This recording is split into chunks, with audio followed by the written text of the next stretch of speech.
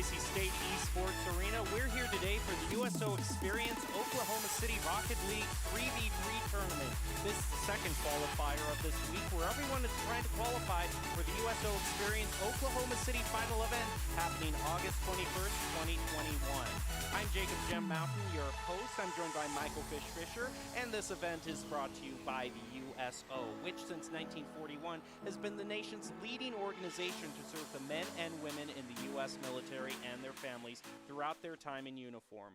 From the time that they are in service to through their assignments to when they re-enter the civilian population, the USO has always been with them. So thank you to them for putting on this event. And Fish, we have already seen the first qualifier last Monday, and it had a lot of fierce competition, a lot of very great talent. But some of that great talent did not make it to the finals. They did not qualify for the top 8 teams. Some of the teams however, have shown up for this second qualifier, and this is sort of kind of a redemption night for them, another chance for them to make it to the finals. Yeah, there's a couple of teams in here in particular with Fortnite Gods and PRNG. I know Fortnite Gods we saw on Monday just a few days ago came oh so close, ended up losing to Team Shea in that very last game of the night for that 8th spot. PRNG also lost in that exact same round, so had either of those teams won one more game, they would have qualified for top 8. They wouldn't need to be here now, so those are the teams I really want to keep my eye on. There's a couple more teams as well that maybe are top 16, top 20 teams, so they have a long way to go. But those two teams in particular, I'll be very curious tracking their progression because, of course, they want to just be one and done. They wanted to show up on Monday. They wanted to peace out. So maybe they're a little frustrated. Maybe they play a little tense. Going to be very curious to see how those two teams in particular do, but we'll see them later on in the night.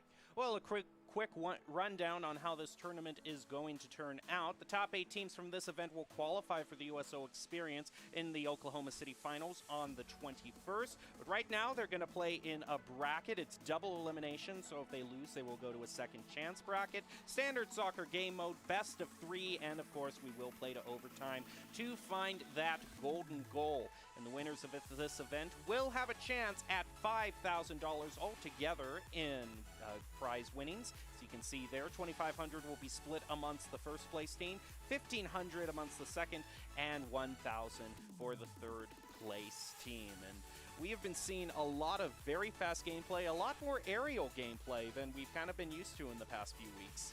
Yeah, I mean, that was the biggest thing that I took away from that Monday tournament that we had is that these teams were a lot more talented than I was expecting coming in. I mean, you never know exactly what you're going to get. I mean, but these teams were high-flying, and the teams that we saw that were high-flying and crazy fast didn't even come close to qualifying. So there are a ton of talented teams in this bracket. I'll be very, very curious to see how everybody does. As I mentioned, there's a couple teams that are returning, a couple teams that are new. So I'm going to be very curious to keep an eye on all of that. And as I've been informed, we're going to try and follow U.S. Army Esports as long as we can on the top side of the bracket. So very curious to see how that team does. I know, of course, they definitely want to dominate in this event, try and make it to those finals that we were talking about in Oklahoma City on August 21st with that prize money. And I've also been told there's actually a second team from the military branches that the U.S. Space Force has an official team in this that we might get a chance to watch as well as the night develops. So going to be curious to see how they side on the bracket. Maybe they're going to end up playing each other. That'd be awesome if it ended up being for the finals or maybe the grand finals. But definitely going to be curious to keep an eye on those two teams in particular. Well, we are going to have our first match, and it actually is going to be the Space Force, as you mentioned, Fish versus Brigade. That's going to be the first matchup of our second night of qualifiers.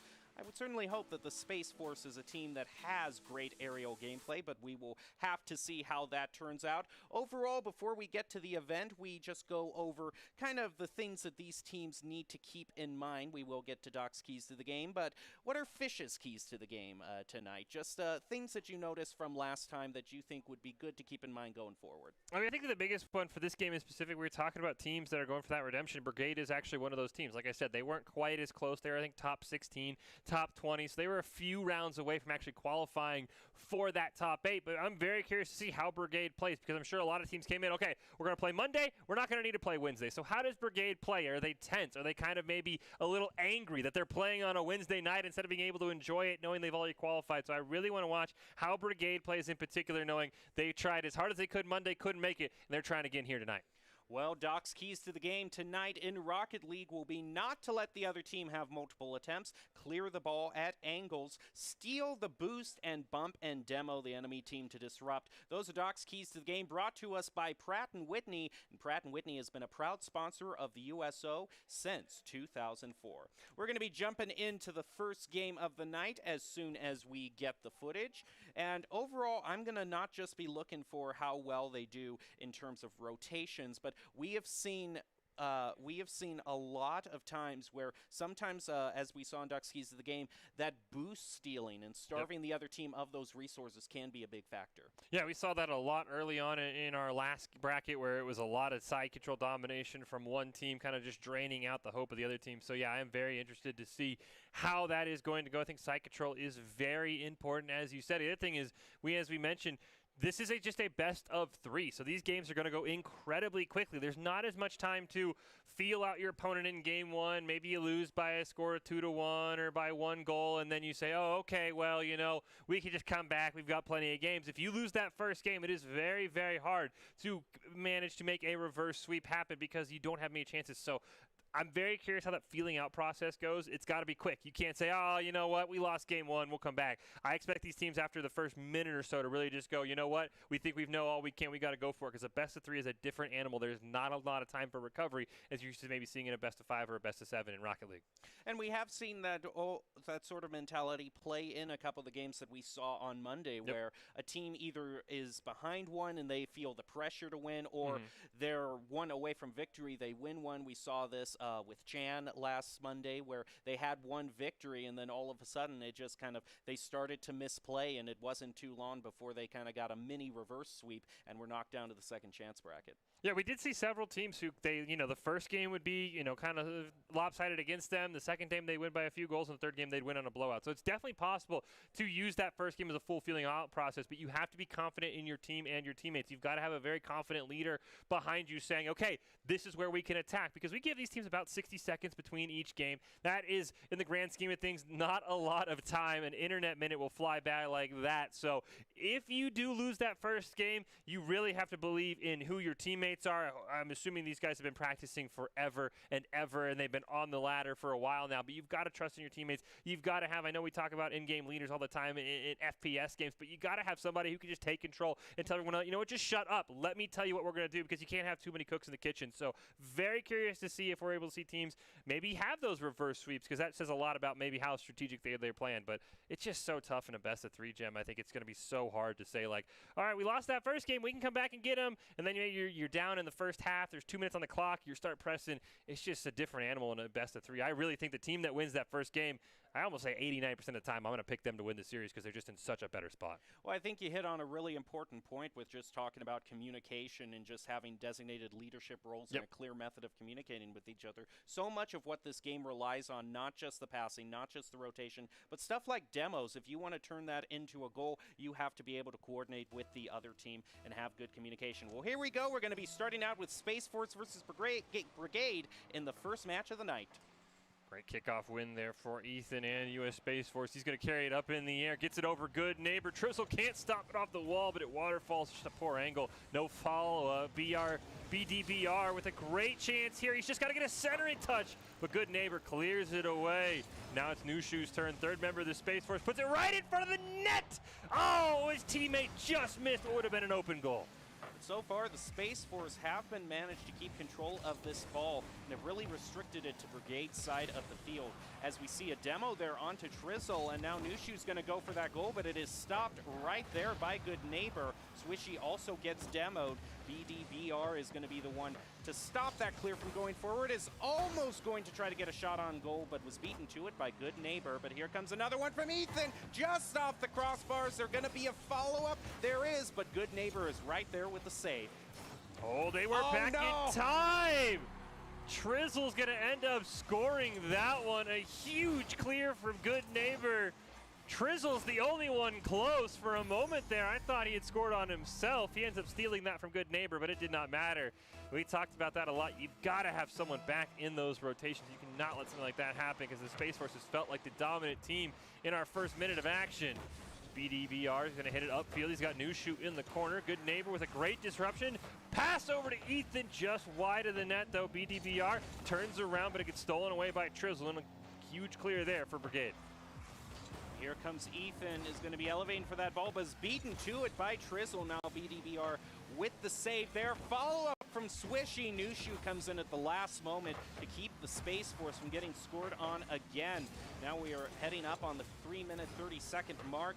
Swishy and Good Neighbor juggling it between themselves in the midfield. Might have been a little bit of breakdown of communication there, but right now the main focus is that the Space Force is yet to clear. Ooh, Trizzle with the shot, hits up the crossbar. Good Neighbor on the follow-up. Fantastic pressure here by Brigade. Everybody getting involved. Trizzle with a shot, goes wide. Nobody gives up on it. Good Neighbor's there in a perfect spot. And what a way for Brigade, who after the first minute I felt was kind of being dominated, to come out here and have themselves a 2-0 lead early on.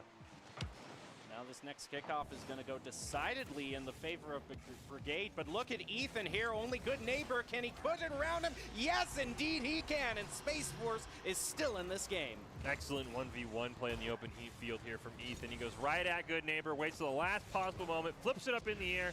Good Neighbor has to commit for it, and that's just a fantastic solo play by Ethan. You can tell he has practiced that move quite a lot. Still 1 goal down for the Space Force, though. Swishy with a great win off that kickoff, tries for the follow-up, but just barely misses. Allow BDBR in the corner to corral it. Ethan stops Good Neighbor from clearing it, and now Nushu coming in. He's going to bounce it off the wall. Ethan charging in, takes the shot, but he actually misses on it. Fakes out the member of the Brigade, though, and myself. But Swishy now clears it back to that blue side. It's a moment of relief for Brigade. Ethan picks up the corner boost. All the members of the Space Force have adequate boost right now. Ethan's going to use that to win that contest with Trizzle there, and the follow-up from Nushu is going to get the equalizer. Just a fantastic play by Ethan. This is a great air dribble. He takes Trizzle and Swishy out of the play, sets it up for a teammate. Good Neighbor tried to rotate back. Ethan right now looking like the bit of a carry here for the Space Force, setting up his teammate. Now we got ourselves a 2-2 game. Now BDBR and Trizzle are both chasing after that, but it's going to be Swishy to get the shot on goal, saved by Ethan, who's trying to look for the clear. Trizzle's causing him a bit of trouble. Good Neighbor trying to dunk it down into the goal, but isn't going to find it. Swishy keeping the pressure up. Nushu's going to be the one to go up the wall and look for the clear here, but it's Good Neighbor who keeps the side control for Brigade. Oh, great stop on a dime for Good Neighbor. Tried to set up Swishy, but the ball was just right of the crossbar. Ethan now solo master here, gets it around Trizzle, but Nushu can't quite recenter it. Demo onto Ethan off screen, and that's going to be enough for Swishy and company to take a great shot on the net, but a huge save by Nushu to be able to clear that away.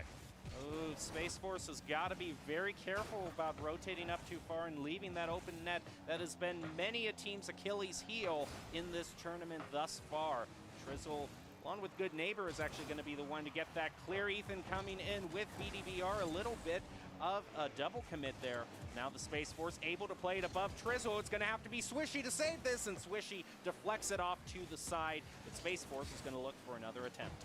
Ethan's been doing a great job setting up his team. Just needs one more member back rotation. BDBR takes a huge shot from midfield. The Trizzle makes a great save. Good Neighbor going to just take BDBR out of the play. What a tip from Swishy to give Brigade the lead. Just a team play here. They stall out BDBR from coming back, and Swishy just off the back tire puts it in. I mean, that's why we say you have to have someone in that back post position. The only one back there was Ethan, but he was way on the other side of the field with no chance of contesting that. Now Nushu's going to get the better of this kickoff.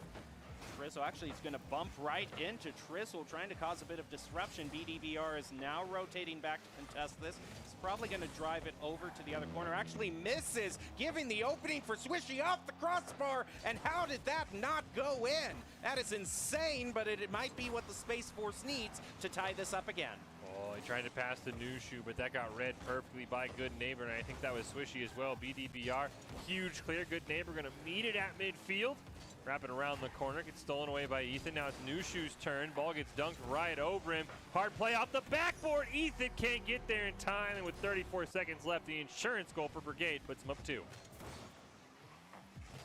Well, this is a very close match, but that insurance goal might just be what Brigade needs. Pull out the victory here. course, if they get something off the kickoff, we have seen a lot of kickoff goals be scored, and Ethan gets the better of that kickoff, but gets demoed right afterwards by Trizzle, and Brigade's going to try to get the goal off of that, but look out for Hushu here with a great clear back toward the goal. Is there a follow-up? BDBR tried, but he wasn't able to get to it, and by pushing up too far, Space Force is going to pay dearly yet again. It's one of those opportunities where you just had to push up if you're the Space Force. The difference between losing 4-2 and 5-2 is irrelevant. They had to go for broke on that goal. They needed to score something quickly. Great job by Brigade stopping that play. It was a great attempt from Nushu, but it looks like this game one is all but settled here, and we'll just let the final seconds tick down. 10 seconds left, win that, but oh, look at Ethan though, with the goal. Well, it's still a very far possibility for the Space Force, but it all has to be off this next kickoff. The next 2 or 3 seconds are going to be crucial for Space Force. Yeah, Ethan, he looks fantastic, and I mean, he's really giving me hope that maybe my statement about whoever wins game one is usually the favorite will be wrong. Great kickoff there, but going to be recovered by Trizzle. 1/10 for Nushu. He needed that to go in, and that is going to be the dagger in game one for the Space Force and keep this ball alive as long as they want. Great play by Good Neighbor to just bump BDBR out of the way. But a huge win for Brigade. I talked about it. I wanted to see how they responded after having to see their dreams come to an end on Monday, and so far it was a great response. Well, this tournament is powered by GEICO Military. GEICO Military has been a partner of the USO since 1997, providing support for military service members and their families throughout their time in service. Thank you to GEICO Military for being a force behind the forces. It really seemed like Space Force in that last match. Overall, it just seems like that communication and getting those rotations down to not leave that goal open are the main things that they are going to need to improve going forward into the second game.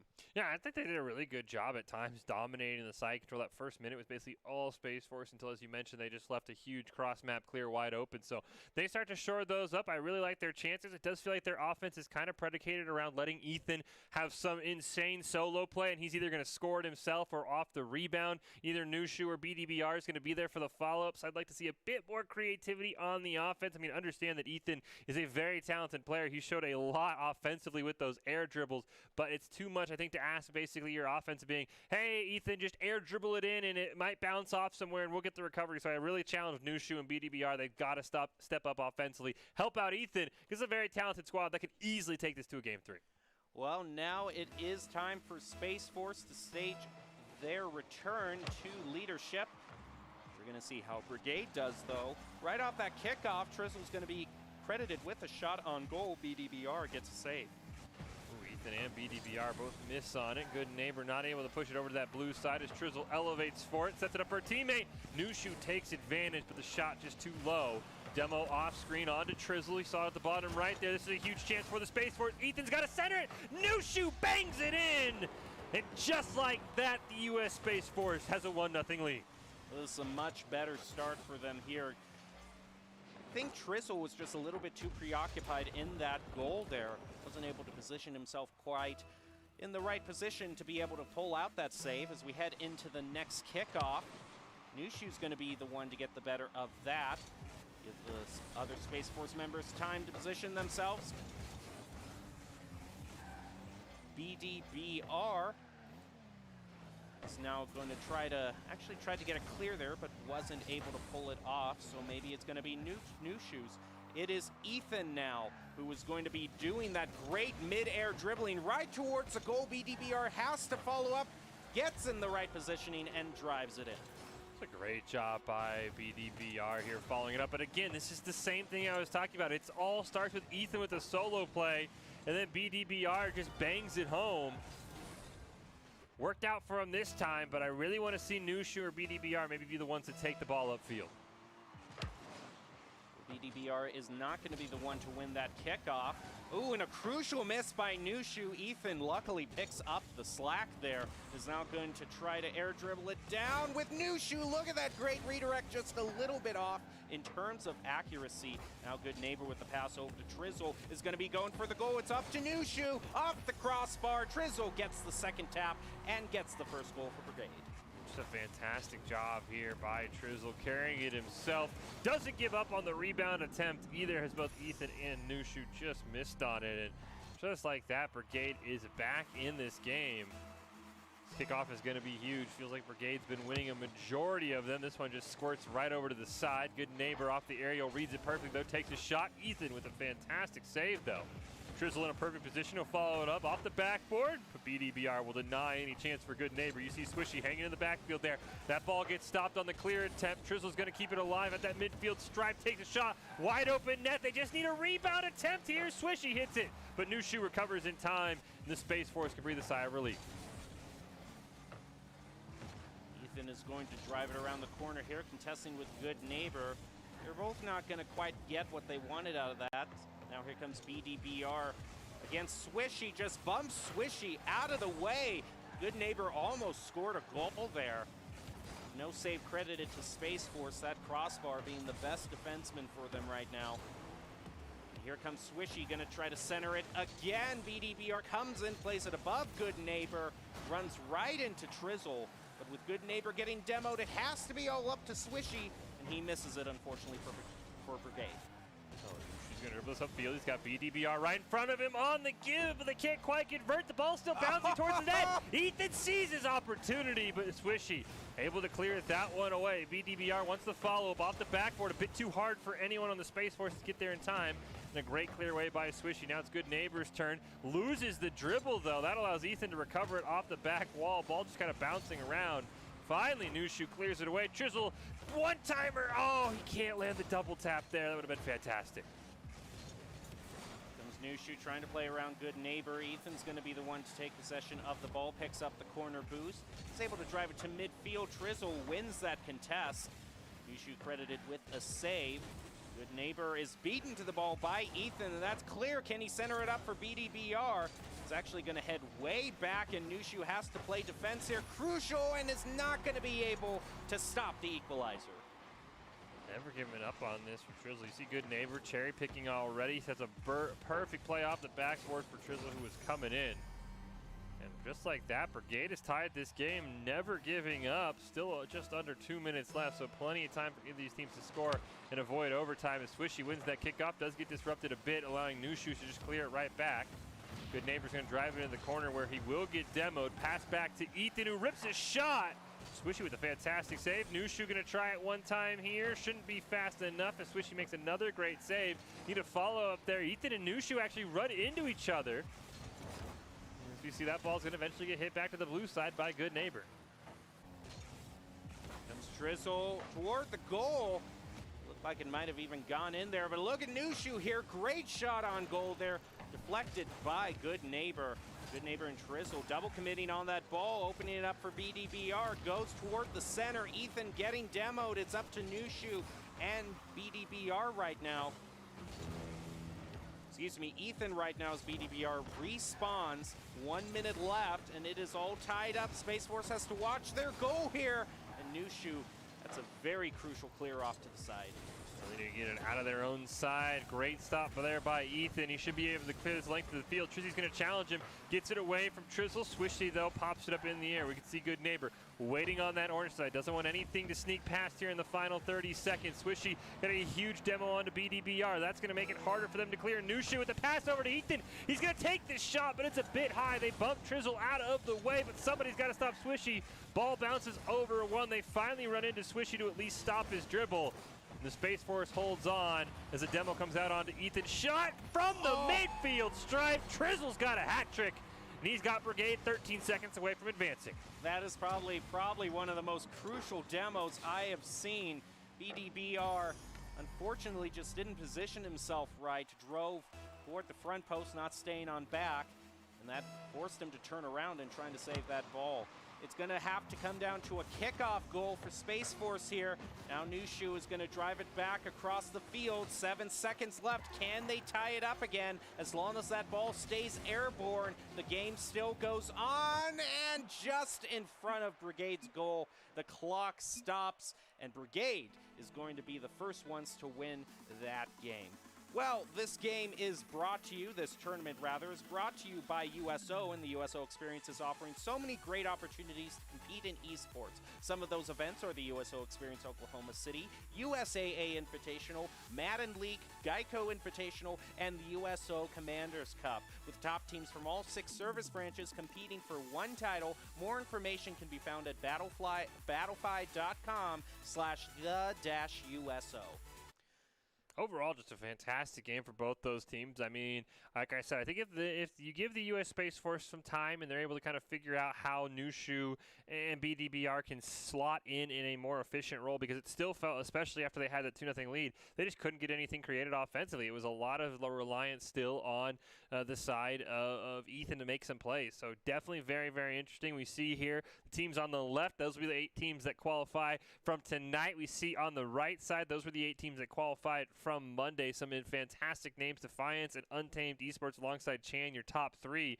Fortnite Gods, they were actually eliminated by Team Shea, and I think Brigade actually was eliminated by Team Shea as well. You see the 8th place team from Monday, so both those teams are incredibly close, so I'm sure Brigade kind of has a sigh of relief that, you know what, we can stay on the top side of the bracket, we can stay in the winner's side. That'll make it easier and easier for us if we do get take a loss to maybe only have to win one game, or maybe even just slot right into the top 8. So definitely something to keep an eye on as this night goes on. Well, the solace for Space Force is that Untamed Esports, you can see they settled in at the 2nd seed at the end of Monday, but they were one of the teams that got knocked down to the second chance bracket very early in the night. So it is still a lot of Rocket League to play, and anything can happen. Well, that is, we can see right here how a lot of these teams did. We can see U.S. Army Esports was one of the teams to advance against Vanguard. We also see Fortnite Gods starting off their redemption tour with a good victory for them.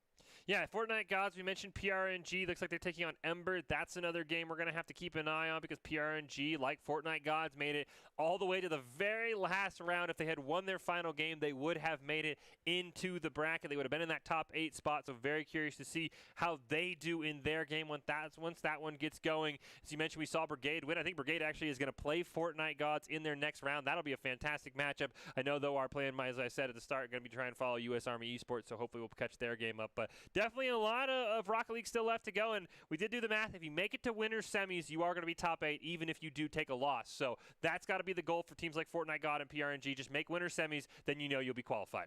Well, we're going to take a short break and be back with the next match of the night, so stay tuned for the second qualifier round for the USO Experience. They are the greatest fighting force the world has ever seen.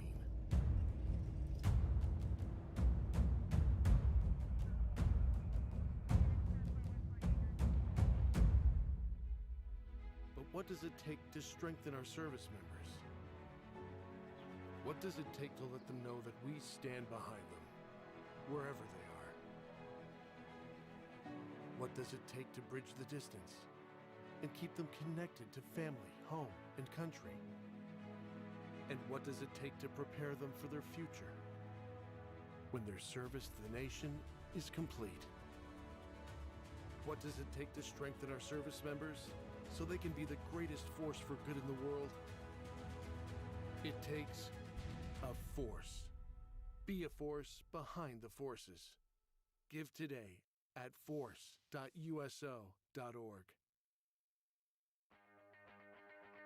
It's nice to be able to come to the USO and have all this, lounge kind of atmosphere provided for you.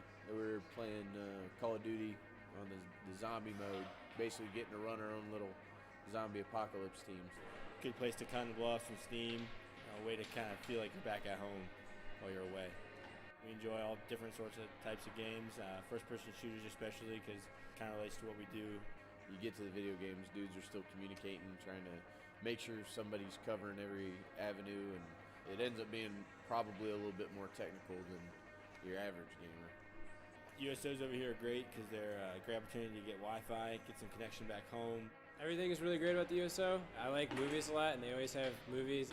They have like pool and darts. I love coming out here when I get the chance, and thanks for bringing everything to us.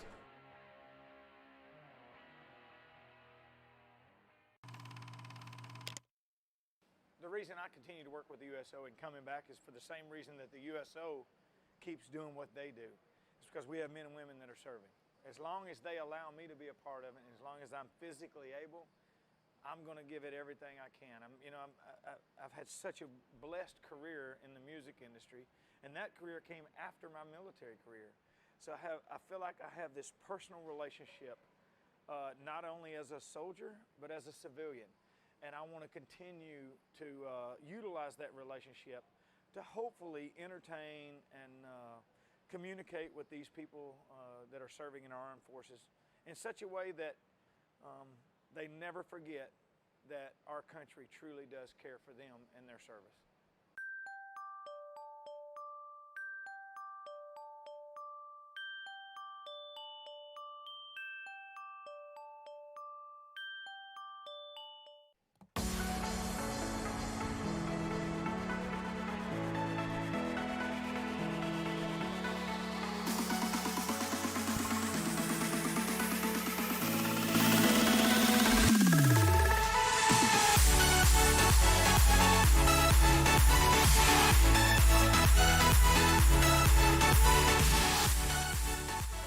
Welcome back to the Boise State Game Pants Esports Arena. Fish and Jem still with you to cover the USO tournament in Rocket League. It is the second night of qualifiers.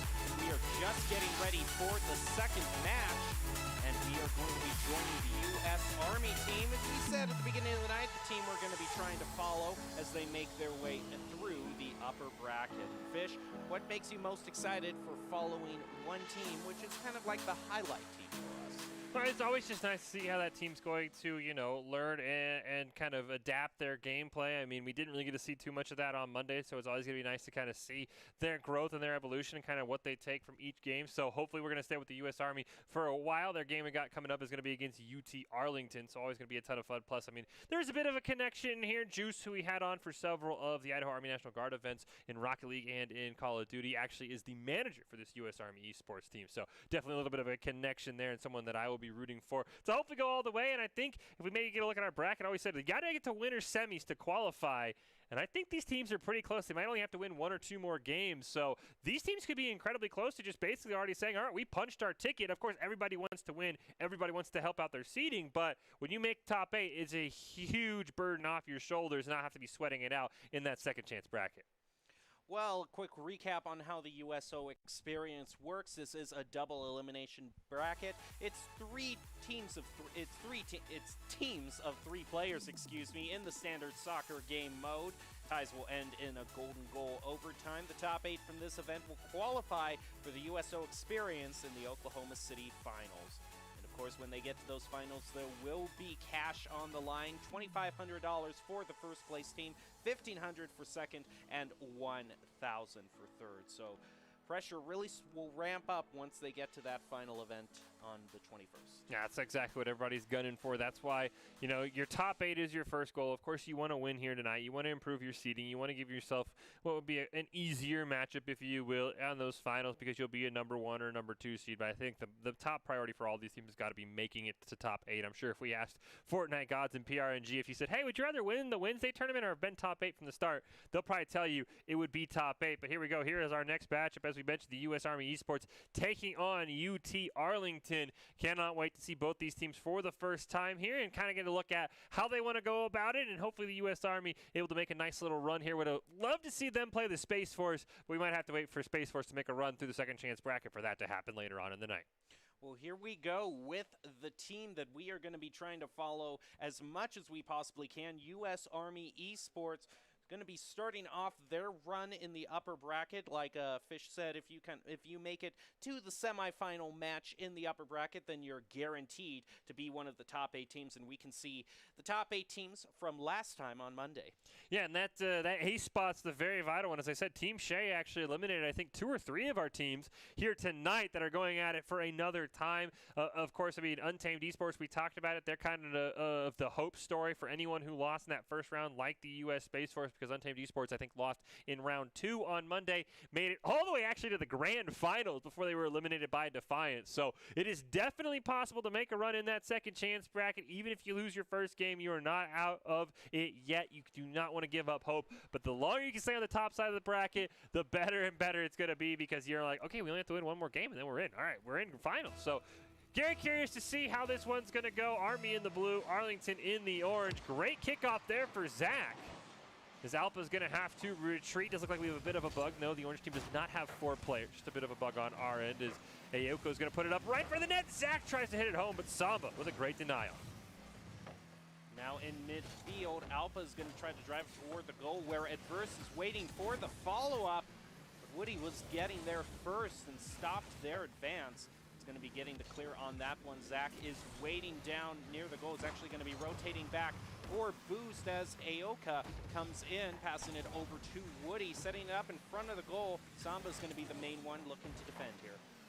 Well, they've got a great chance here as Alpa's going to deny it, though. Going to air dribble into the field. Wants to try and redirect it from Adverse. Oh, but a huge save from Ayoka there. Samba thought they had a free goal. Now Ayoka's going to carry it up the field. They've got Zach in midfield. Can't quite get the pass off, though. Fantastic defense early on here from UT Arlington. Adverse is going to be passing that over. Actually plays it off the wall, just off the left post there. Almost getting a goal, though. Here comes Woody driving it off toward the corner where Zach is going to center it up for Ayoka, who sees it and scores the first goal. These are just the goals that I love the most, the full team play. That starts with a pass from Ayoka to Woody. Zach wins a 2-on-1 in the corner, and then Ayoka's all alone. Alpa trying to cover that back post that we always talk about, but just got cut in front of, and a great goal there from Ayoka to put U.S. Army up 1. Samba with another great kickoff win, though. Got to be careful. Arlington's getting these kickoffs routinely as Woody with a great pass to Zach off the back wall. Ooh, bad hop there. That's not what they wanted, as Ayoka's just going to try and keep it in the orange side. Alpha's looking to do some mid-air dribbling. Is going to run right into Zach there. Woody now is the one looking for the clear where Samba's waiting. Here comes Zach, though. Great shot toward the goal. Alpha credited with the save. I like that attempt from Woody. You actually saw him flying in to try and demo Alpha. Alpha now with a great pass down to Adverse. Ball just misses.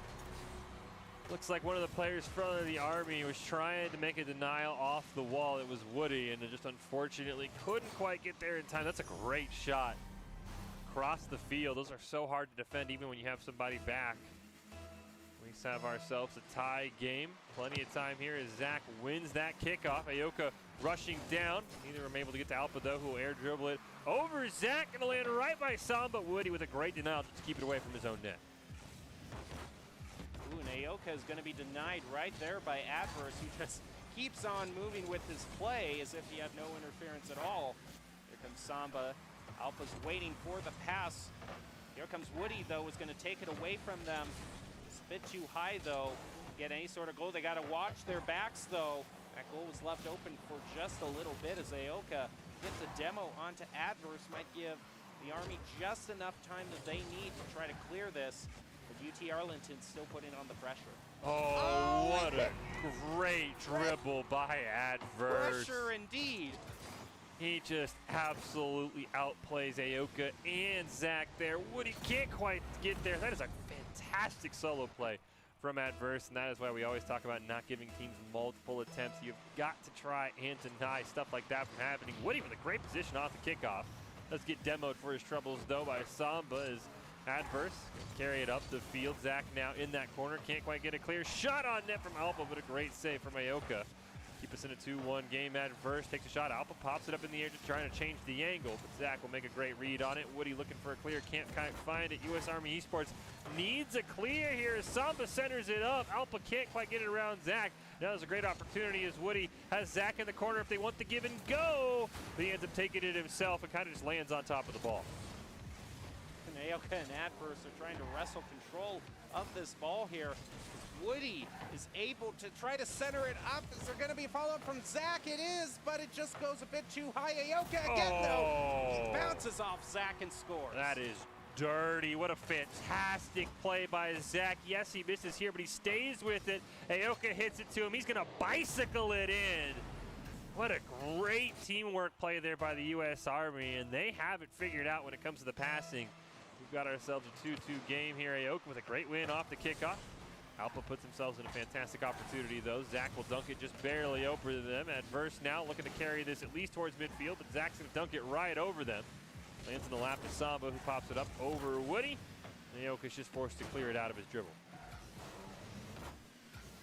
Alpha passing it over to Samba. It's actually going to continue with the play, but Zach takes it away from them. Here comes Adverse over Zach off the backboard. Woody is left in the goal as well as Aoka. Here comes Woody to contest with Alpha. Isn't able to wrest it away. Pass over to Aoka from Zach, and now they advance up the field. Oh, Aoka with a great center, but nobody's there. Samba, huge clear down to Adverse, but a great read by Zach to stop that from going on net. But he's still got to find a clear here. Aoka with a banger. Zach redirects it, but Samba recovers quickly enough. Aoka wants it one time off the wall. Great redirect by Samba, puts it right in Alpa's lap. He's going to dribble it up the field, but Woody, just a brick wall, gets in his way. Now it's Adverse's turn. He already had a fantastic goal, but he loses the air dribble. Can't get the clear, though, as Alpa takes a shot. Samba, no redirect, though. Great job by Zach to change that ball trajectory. Woody stops it right in mid-air. Aoka then comes in, is going to center it up. Zach and Woody trying to reposition here. UT Arlington making it difficult for them. 15 seconds left for either team. To score a goal here would be huge.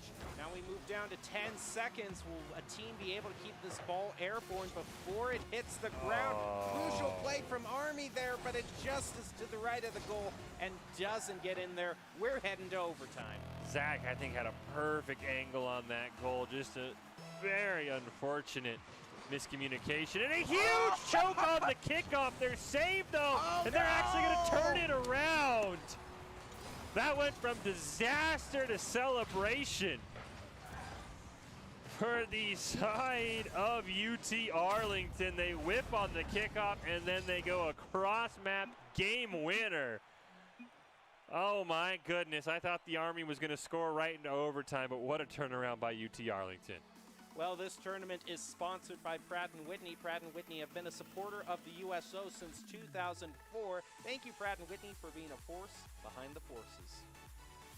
And that just is so it kills all of the energy when you have this 60-second break and you look back and say, we got to overtime, they battled so well, thought they had a great chance off the kickoff to the U.S. Army, and then something like that happens, and there's just no defense for that. That's not one of those where it's like you got to be back. You're going out and you're getting boost. You're pushing upfield because you thought you had control of the ball, and just a great cross-map shot. I did not see who it was from. I think it was Samba, but we'll have to go back and double-check. But that was just such a backbreaker for the U.S. Army because I thought they played so well. I think their offensive passing sets are absolutely phenomenal. They set up some insane goals. Didn't get as much offensive pressure as you want. They'd love to take more shots, but man, that is so backbreaking. They've got to take these 60 seconds to really refocus, which, you have to believe that someone is going to be able to do at this level of Rocket League. But, man, they've got to be just staring at each other or over Discord just saying, like, what happened? Because, dang, that's backbreaking, especially in overtime.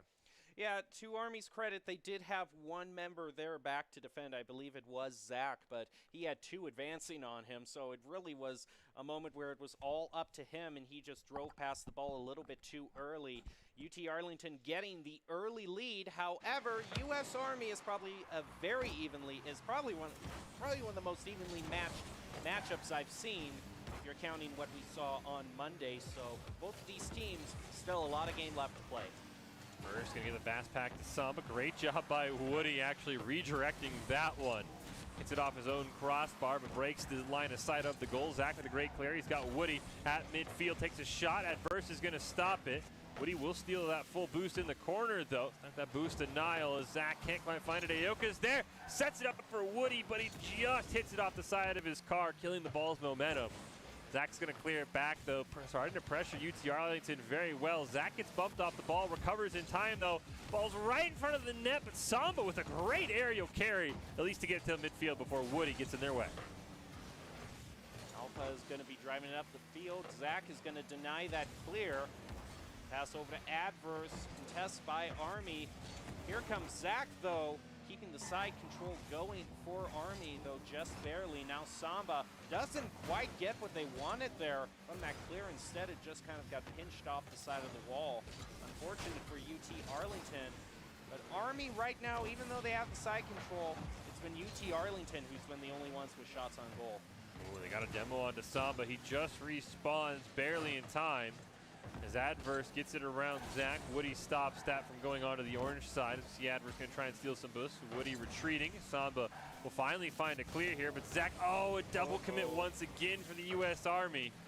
Zach and Woody end up colliding as now Alpa gets a chance. He's got Adverse right near midfield. You can see him trying to lurk by that goal. Samba last line of defense. UT Arlington's got to be careful, so Alpa will retreat. As Samba takes a shot, it's wide in front of the net, but it's wide, and Aoka and Woody, even though they're bumping into each other, will convert to make a great save. Here comes Woody driving it around the corner. Adverse takes it away from him. In comes Aoka. Woody is going to be driving it up the side of the field. And look at Adverse there with the first goal for UT Arlington. It's a fantastic job here by UT Arlington. Zach can't quite get there in time. Still a lot of game left. Looks like we just are going to tick into the second half of this game, just a few moments after the kickoff. Yeah, 2:50 on the clock here. As Samba trying to set it up. He's got a great opportunity. Adverse right in front of the net. Ball ping-pongs off Adverse and Samba. UT Arlington's got a 2-0 lead. And I don't really know what's happening for Army here because they haven't really gotten any shots on goal when they have been having side control. So they need to find something to really start making them work better. As we go into the next kickoff here, Alpa getting the better of that one toward the goal. And Aoka coming in at a crucial moment.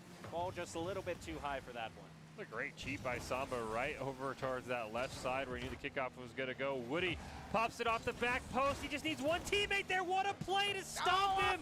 But Zach can't get there. Aoka's just too high. A fantastic chance for the U.S. Army. So well played by Woody and Zach, but the ball just a bit too high for him. They try that deep pass to Aoka. It doesn't work out. Zach gets one looking for a rebound attempt. Woody charging in. Alpa makes another fantastic save, and Adverse just going to be able to dribble it up the field. Alpa takes his shot, but Woody makes a great save. But the U.S. Army is going to need more offense here if they want to get back in this game and force a game 3 as Woody carries it like to the field. Off the back wall for Aoka. Woody gets in the way, but he takes 2 out with him, and Zach has him within 1.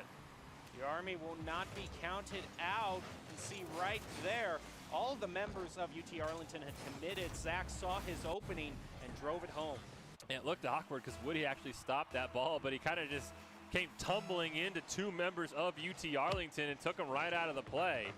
Woody with a fantastic solo kickoff. He's got that ball all alone on the orange side.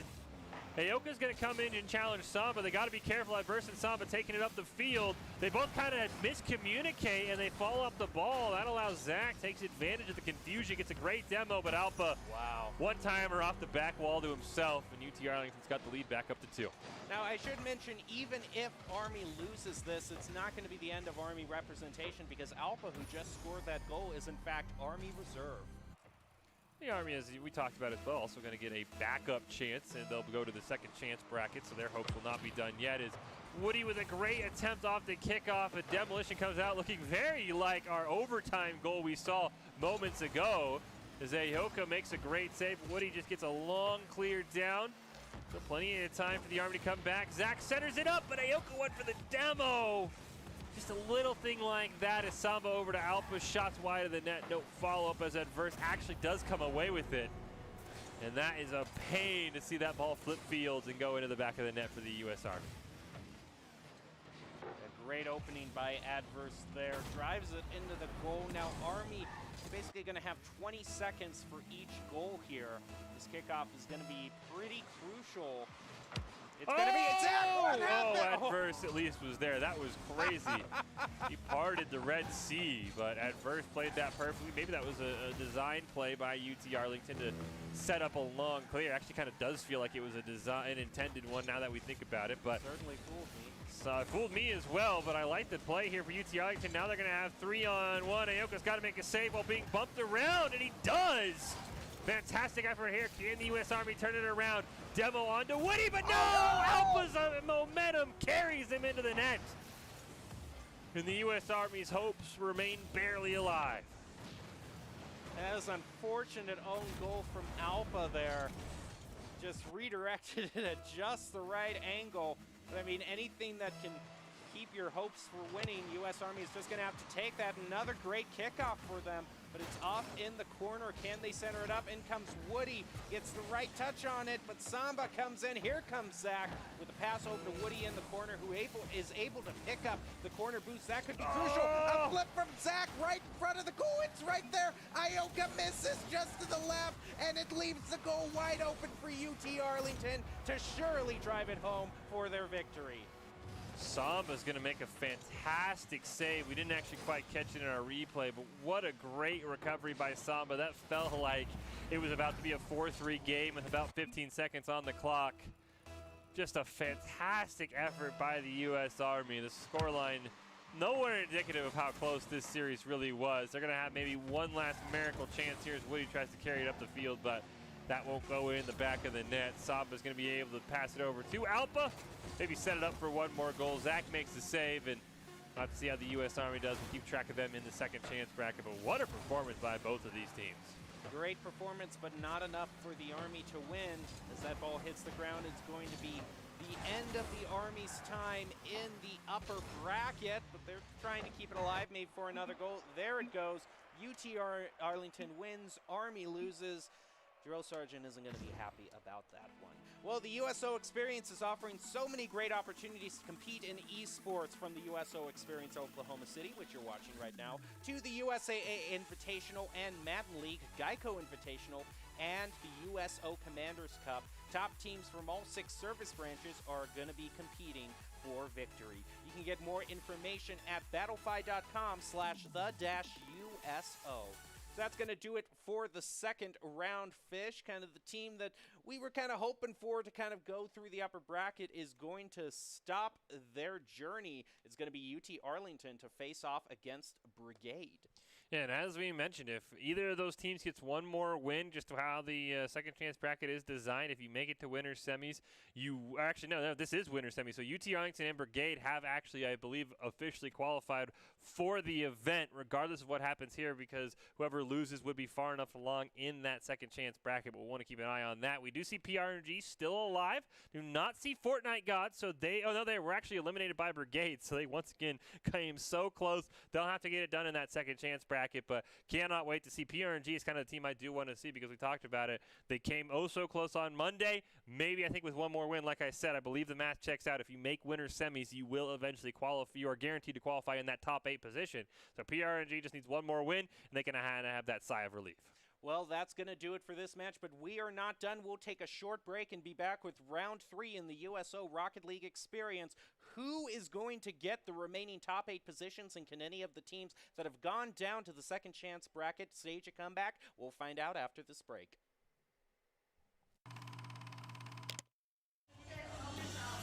I wanted to go on the USO tour here in Alaska because I've actually never been to Alaska, but more importantly, I've never done a USO tour before, and this was an opportunity that I just couldn't pass up. I told everybody on my team I really want to dedicate some time, visit some people and thank them in person, and we just, threw this together, and everybody was very accommodating and made it happen. Here at Allison, it's just been a very warm welcome. I mean, not weather-wise, but people-wise, it's been incredible. Just getting to explore the grounds. I got to see some jets, which were absolutely breathtaking. Just being able to say thank you to the men and women who serve our country in person has just been so incredible. Ladies and gentlemen, let me hear y'all fired up and shouting for Miss Cassidy Cope. So I want to thank you guys for having me. This has been incredible. I want to come back. I definitely want to see more of it. I feel like I got to see as much as possible in one day, but this place is massive. So I would love to come back and see more.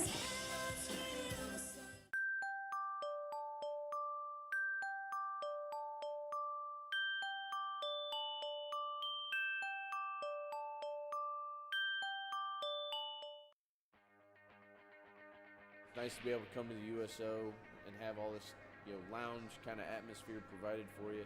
We were playing Call of Duty on the zombie mode, basically getting to run our own little zombie apocalypse teams. Good place to kind of blow off some steam, a way to kind of feel like you're back at home while you're away. We enjoy all different sorts of types of games, first-person shooters especially, because it kind of relates to what we do. You get to the video games, dudes are still communicating, trying to make sure somebody's covering every avenue, and it ends up being probably a little bit more technical than your average gamer.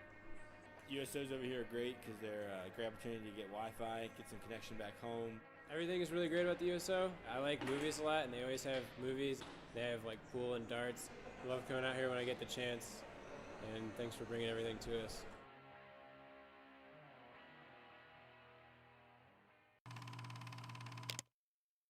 The reason I continue to work with the USO and coming back is for the same reason that the USO keeps doing what they do. It's because we have men and women that are serving. As long as they allow me to be a part of it, and as long as I'm physically able, I'm going to give it everything I can. I've had such a blessed career in the music industry, and that career came after my military career. So I feel like I have this personal relationship, not only as a soldier, but as a civilian. And I want to continue to utilize that relationship to hopefully entertain and communicate with these people that are serving in our armed forces in such a way that they never forget that our country truly does care for them and their service.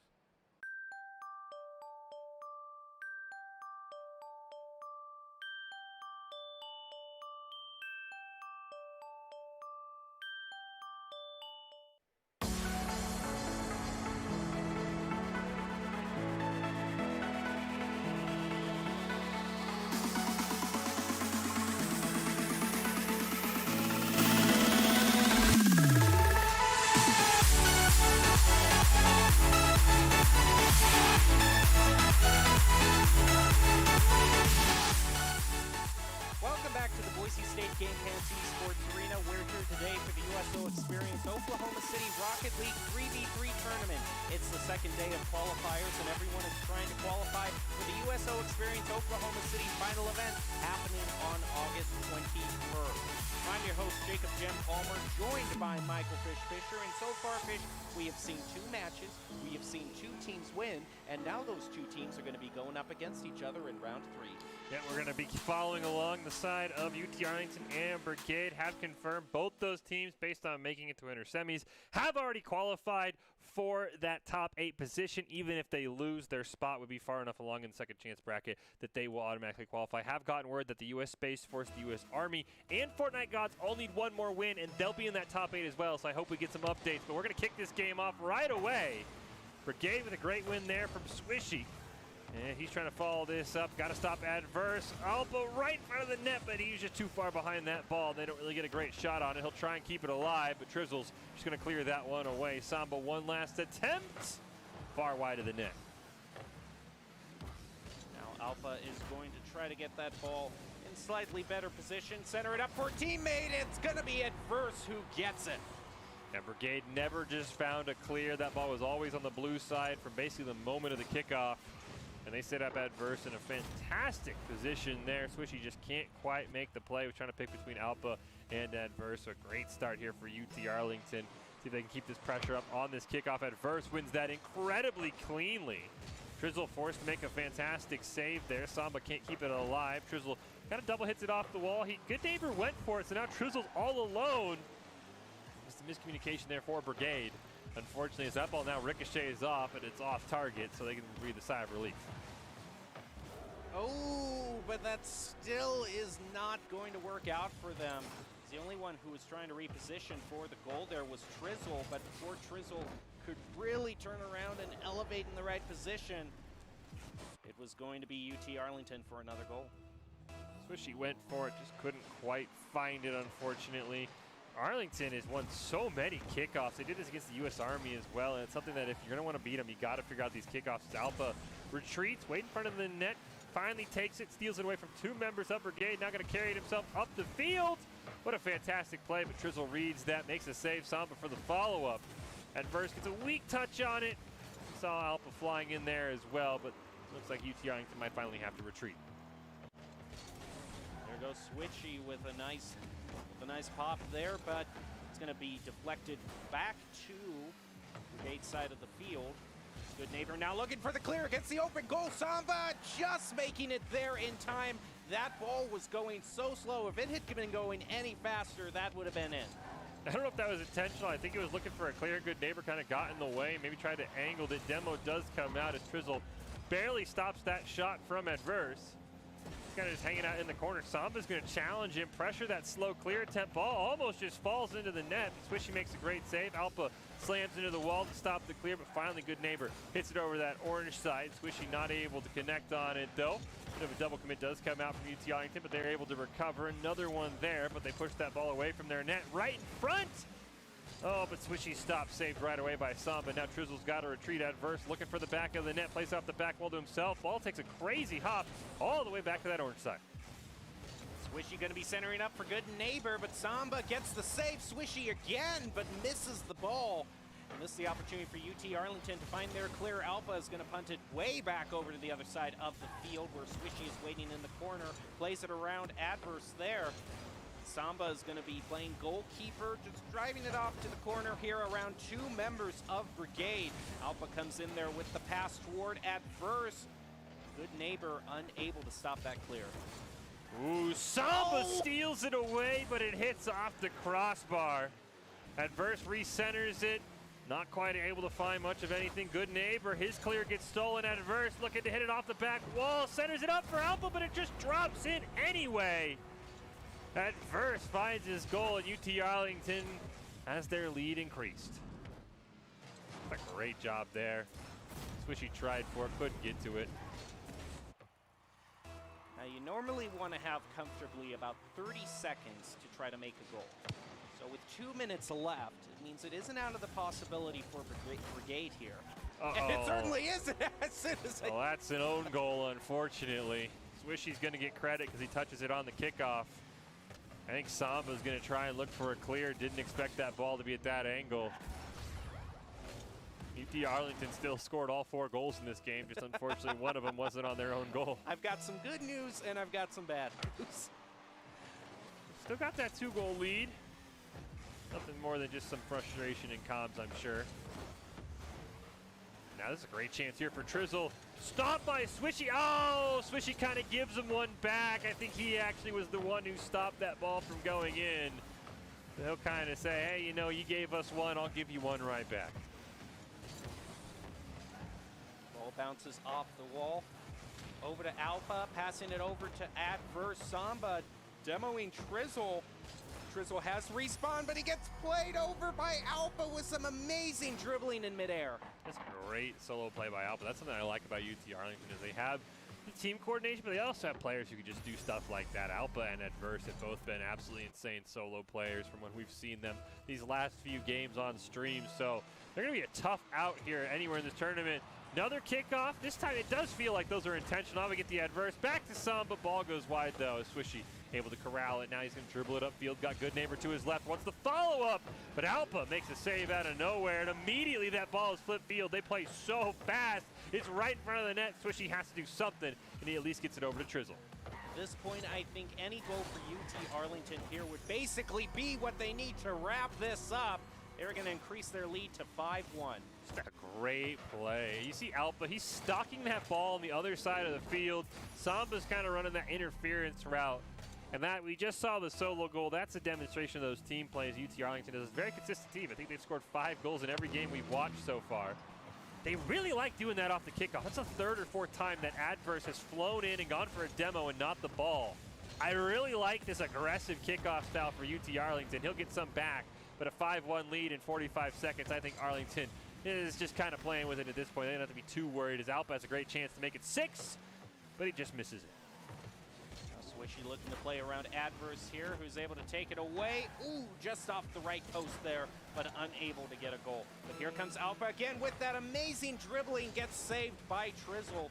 Going to be pushed back over to the corner where Good Neighbor is waiting. Samba is going to push it back toward their own goal, pick up some boost, just take a little bit of a breather and get ready to play on from there. great correction by Adverse in midair. Samba gets credit for that save. That ball takes kind of a funky hop towards that Arlington goal. Brigade still looking for their first official goal of this game. And remember, their goal is actually an own goal by Samba. Good neighbor going to pass it over to Swishy. Didn't quite correlate though. Trizzle going to try to stop that. The ball being kept alive for now. It'll actually waterfall right down the wall though. And UT Arlington is now one game away from winners finals. Well, this tournament is powered by GEICO Military, and GEICO Military has been a partner of the USO since 1997, providing support to military service members and their families throughout their time in service. Thank you, GEICO Military, for being a force behind the forces. Now, I'm really curious to see how Brigade kind of responds in this next game, because UT Arlington has been playing with a style that no one has figured out, and it's really all starting with those kickoffs. They have an incredible strategy where it's fooled you and I a couple times where it looks like that ball is just going to go flying into their own goal, but it's really Adverse or Alpa or Samba. They're just hunting for demos because they know, and we've talked about it a lot, it's not whoever always wins the first touch on the kickoff, it's whoever gets that second touch. Does the guy who is receiving the ball, is he in a good position? And they've put themselves in a great position a lot, so they kind of go for the demo, then they just blast a shot on net, and they're kind of playing in a 3-on-2. The guy respawns. He's not at full boost, so I really like their unique and very aggressive kickoff styles. I really am curious if Brigade's going to be able to figure it out, because it felt like as soon as the kickoff went, ball was on the blue side, and the ball lived on the blue side for most of that game. UT Arlington is kind of one of those teams that I would say if there's any team that's just playing where you can tell that they've got a huge fire built up inside them and they've got just so much momentum behind them, they are playing so great and so confidently that I would not be surprised to see if this goes to a 2-0. But a quick kickoff goal maybe by Brigade here can turn the tide. Well, Trizza wins the first kickoff. Swishy's going to elevate for it. He'll take a shot on net, but it's wide right. Alpa will easily recover that one. Looking for the pass to Samba, not able to find it, so Alpa will take it himself. Trizzle reads that perfectly. Alpa was trying to get a bit tricky with it in the air. Adverse now back in the corner, gets that full boost. He's going to carry it past that midfield stripe with a great pass over to Samba and Alpa. Rare double commit from UT Arlington, and that's going to cost them dearly. Samba with great hit there, going to be stopped in midair by Good Neighbor. Samba again keeping the play alive for UT Arlington. Actually gets credited with a shot on goal there. Here comes Alpa setting it up for Samba. Doesn't get the redirect that they wanted. That opens it up for Swishy. Adverse recovers just in time. Alpa now passes it around. Good Neighbor trying to get it over to Samba on the give and go. Ball so slow, but Swishy, all he does is stop it. He didn't actually clear it. Alpa with a great follow through the whole time. Passing play, probably not what they intended, but you're going to see here Swishy just stops it, but he doesn't get it clear, and that allows Alpa to just muscle the ball in. Well, and I believe at the time Swishy didn't have any boost left, so he just didn't have any resources to make a play that he might have wanted. And there goes a great play from Trizzle there, but it's that demo right off the kickoff strategy that you were talking about, Fish. It's going to be 2 demos, 1 for each team. Yeah, that time, unfortunately, Samba missed the kickoff, ended up getting demoed, so that's a scary spot. Brigade kind of figuring out exactly what they want to do. Oh, Alpa just stalking the ball. The back pass is a bit too hard, though. 3 people go up. Alpa and Samba collide on the ball. Adverse has got to be careful. He's the only one left in the play. It's a 1v1, him and Good Neighbor. And what a play by Good Neighbor. Adverse waited until the last possible moment, but Good Neighbor gets it around him. I mean, that'll just show you what a double commit can do for you. They only left 1 person to possibly defend, and Adverse gave it his best ability, but it was just too good a shot. Yeah, we've seen a lot of double commits come out. This kickoff, Alpa tried to kind of swipe the ball. Samba ends up with the possession of it. He's going to try and carry it the length of the field. Swishy ends up almost waterfalling in front of his net. Alpa misses on it. Oh, no! And he misses again! Oh, no! A huge clear from Trizzle, but Alpa just falls apart with the pressure on. Misses once, misses twice. Oh, that's gotta sting for UT Arlington. 2 goals in a row that were really just caused by misplays from UT Arlington, and Swishy going again. Okay, that's kind of the strategy that we've seen from them. Samba getting the demo onto Good Neighbor. They want to turn this around fast and tie it back up. So here comes Samba in the corner. Alpa's waiting for the centering shot, is going to be the one. What a nice angle to keep it toward the goal. That was so perfectly aimed, even if it doesn't go toward a goal. In that split second to have an aim that good is insane. Samba kind of slow on that ball to clear. It's a good neighborhood challenge, and we see Adverse and Samba nearly in the same position. Alpha going to take a shot from midfield, and it rolls off the crossbar and in, and we've got ourselves a tie game. What a snipe from Alpha. Great pass from Adverse, and speaking of just great shots, that is so hard to find. Now this kickoff, if you're the side of Brigade, maybe you have your kickoff taker kind of slow play it. You assume somebody's going for the demo here. That's exactly what Alpha tried to do. Adverse came racing in as well, and these kickoffs for UT Arlington are going to be a tough one to figure out, but they let their goal all alone, and Swishy gets a goal and puts Brigade back up 1. I mean, all of these goals against UT Arlington have been them being way too careless, but I mean, that's not to discount the skill of the Brigade. It's really that Brigade is such a team with consistent skill that any mistake that you make, they're going to be able to capitalize on. Like, oh, yep, there it is again. They kind of figured it out. Everybody kind of just staying clear of the kickoff taker. So now UT Arlington's got to have a new strategy.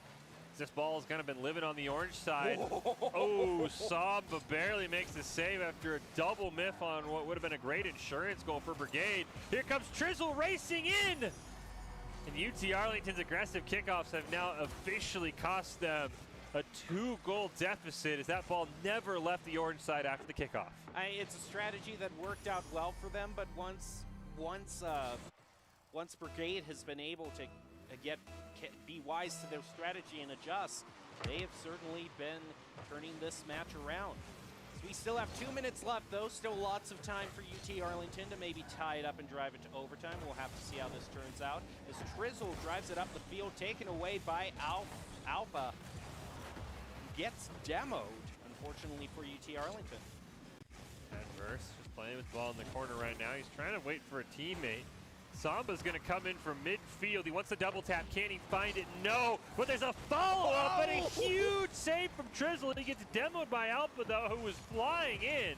Samba now trying to solo play it. Good neighbor makes a fantastic save. Brigade has come alive here in this game, too. As Alpha can't recenter it, Samba now racing in. He'll take a shot from midfield. It's high. And Swishy will just push it away, so there's no rebound attempt. Samba, was trying to do a follow-up there. Just missed. His good neighbor actually corrals the ball back toward their own goal. That might give UT Arlington another chance to set it up here. Now good neighbor goes for the clear. Trizzle's going to pick it up, push it toward the goal, just a little bit to the right there. Samba's not going to be able to get to the ball in time to clear it. Adverse with a nice flick there is going to push it across the midfield. It goes right back toward UT Arlington's goal, and time is bleeding away from them.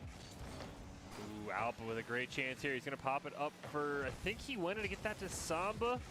Samba was a bit too far behind, but that time they set it up for Adverse, who was racing in. It's not how they drew it up, but a great second effort here. Adverse barely over the nose of Brigade. Just like that, we've got ourselves a 1-goal game with 48 seconds left. Ooh, this is the type of competitive game you love to see. And Brigade getting the better of that kickoff, but Samba was waiting back there for the follow-up and driving it toward the goal, but just a little bit to the left. And Alpha is hanging back there. They don't want to leave that goal open, and Adverse driving it off to the corner. Half a minute left. Can UT Arlington tie this up after what has been a very shaky round for them? Oh, here comes Alpha. He's going to air dribble it in. He wants to play the rebound, but good neighbor finds that one and sniffs it out. Samba centers it up. Adverse not quite there. He's going to bounce it off the back wall to himself. Alpha pops it in front of the net. Samba's got to make a play. Trizzle with a huge clear, but Samba was back waiting. 9 seconds left. Samba's going to try and air dribble at the length of the field. Gets it under Swishy, but a great stop. I believe that was by good neighbor. One last chance here for Adverse. Blast it to Alpha, but the ball's too far in front. But it's going to be kept alive by Adverse. He pops it up in the air. One more time, but Swishy makes a fantastic save. And the ball's going to touch the ground. Brigade hangs on with a huge save from Swishy to get us to a game 3. Oh, I am shaking right now. This is one insane match. And this match and this tournament really is brought to you all by the USO Experience. Since 1941, the USO Experience has been there for military members and their families. Throughout their time in uniform, from the moment they join, through their assignments and deployments, and as they transition back to their communities, the USO is always by their side. It's a fantastic game there by Brigade.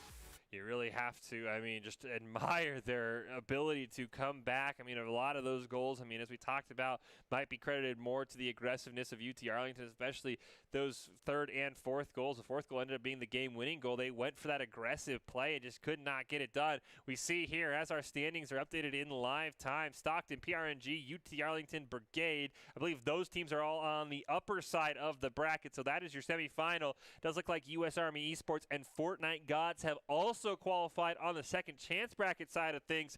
I think the Space Force is also in that boat where if they win one more game on the second chance bracket, they will also qualify. Would love to see both military branches make it in, but right now we're trying to figure out who's going to winners finals. It's Brigade, it's UT Arlington, it's game 3.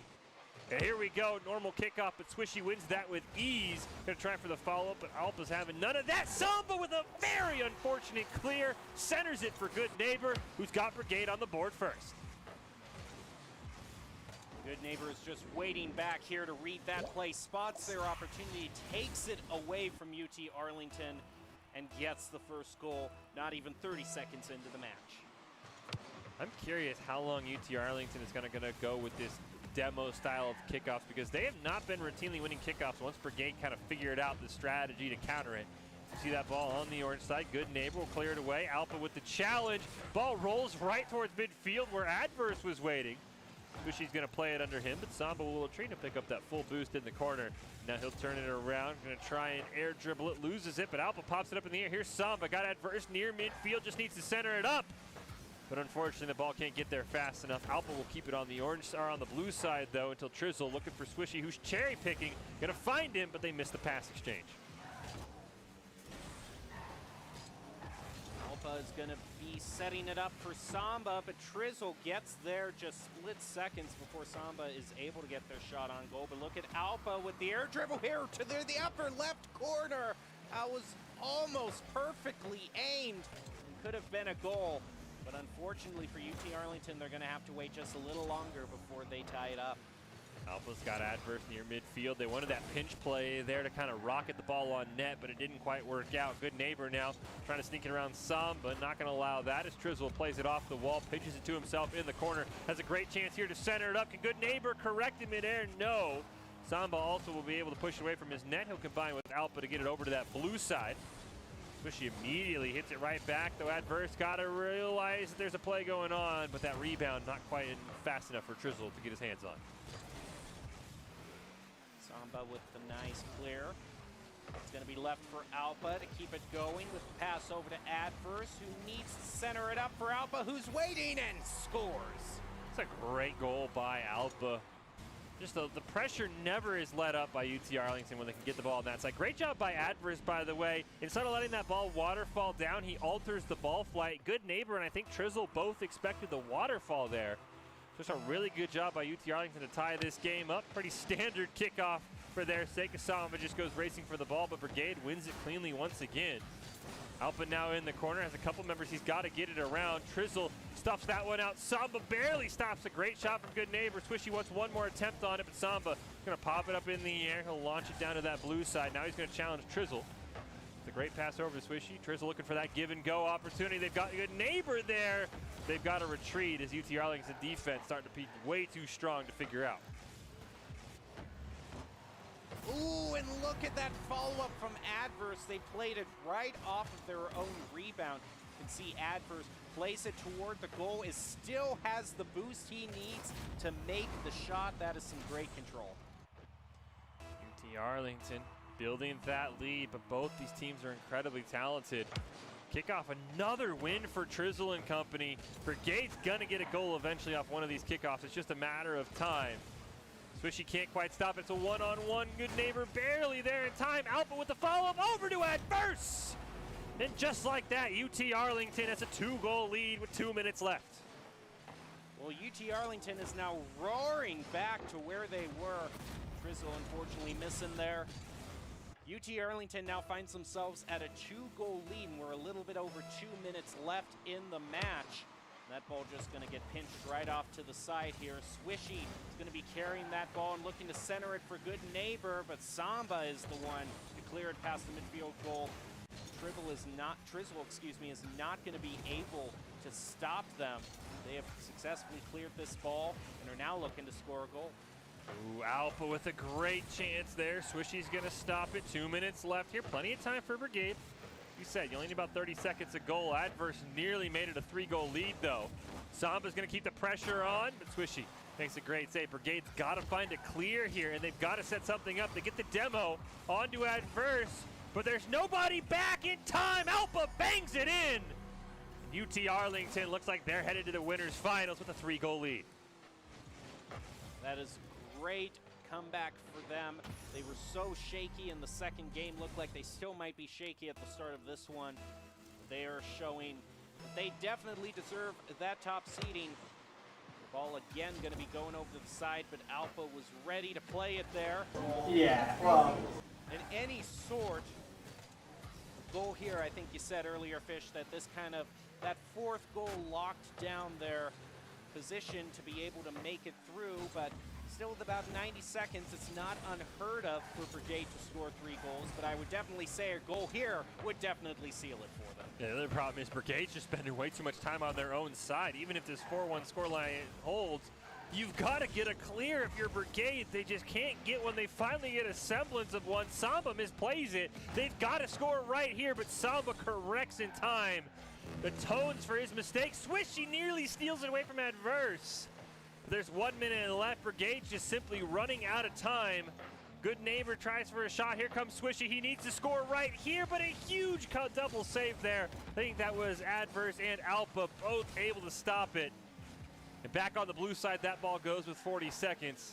Good neighbor trying to get it over to Swishy. Alpha's just going to steal that one away. Adverse is there, misses the goal, but they're just burning clock at this point. Good neighbor driving it to the center where Trizzle's waiting, but Alpha is right there for the save. Barely. No! Oh, I mean, it's not going to matter in the long run. It would have only been 4-2, but that hurts. That ball was just idling on the goal line. Swishy can't convert. Adverse and Alpha go coast to coast together. That just hurts. That hurts for Brigade. I mean, that's going to seal it. Clock is a bit fast on our end. We'll reset to 15 seconds, but man, Brigade's going to have to drop down to that second chance bracket. And they'll look for revenge, but the bonus is, we talked about it at the start, as time does tick down and Swishy can't find the goal. Ball's just idling in front of the net once again. Even Trizzle can't find it. As you see, everybody's kind of accepted their fate. Both these teams do know they have qualified for the finals August 21st, so Brigade can't be too upset about it, even though they're going to drop down to the second chance bracket. Well, the USO Experience is offering so many great opportunities to compete in esports. There's the USO Experience Oklahoma City, USAA Invitational, Madden League, GEICO Invitational, and the USO Commanders Cup, with top teams from all 6 service branches competing for one title. And you can see one of those prizes is going to be the cash earnings at the end of this tournament. $2,500 for first place, $1,500 for second, and $1,000 for third. I gotta say, if you gotta credit one team member for really kind of picking UT Arlington up and driving them to victory, you gotta say that Alpha had such an ability to make so many solo plays and be able to really dribble the ball in midair so well. Yeah, I think the other player, it might be Alpha, but I don't know who it is. It's whoever on UT Arlington made the call after Game 2 to say, guys, this strategy on the kickoffs is not working. We literally lost Game 2 because of our own strategy. Whoever made that call, that to me is the MVP for UT Arlington. I don't know who it is because, of course, we can't hear their back-end comms. But whoever made that call, that's their MVP. I'm very curious when we get to winners finals if they try it again, because I don't know how much scouting teams are doing in between games. But they recognize Brigade's figured us out. We can't go for those demos. Let's just go for standard kickoffs. They lost a lot of them because you can clearly tell they practiced that demo, I think, almost exclusively. But that was a fantastic call by UT Arlington to say, look, we can't go for demos. That's costing us goals. That was a fantastic call by whoever made it. They're their MVP. I don't know who it is, but they deserve a pat on their back. That's why they're in winners finals right now. Well, speaking of winners finals, we will be getting to those winners finals right after this break, so stay tuned because tonight is reaching its end and we'll be there to call every bit of action. 4 years have passed since the mortal races banded together and stood united against the might of the Burning Legion. Though Azeroth was saved, the tenuous pact between the Horde and the Alliance has all but evaporated. My name is MA3 Centennial, Adrian. I play World of Warcraft. A great game. I've been playing it for 14 years. My father, me and him play the same game, so it gives us a chance to talk to one another while also interacting with one another in a different type of reality.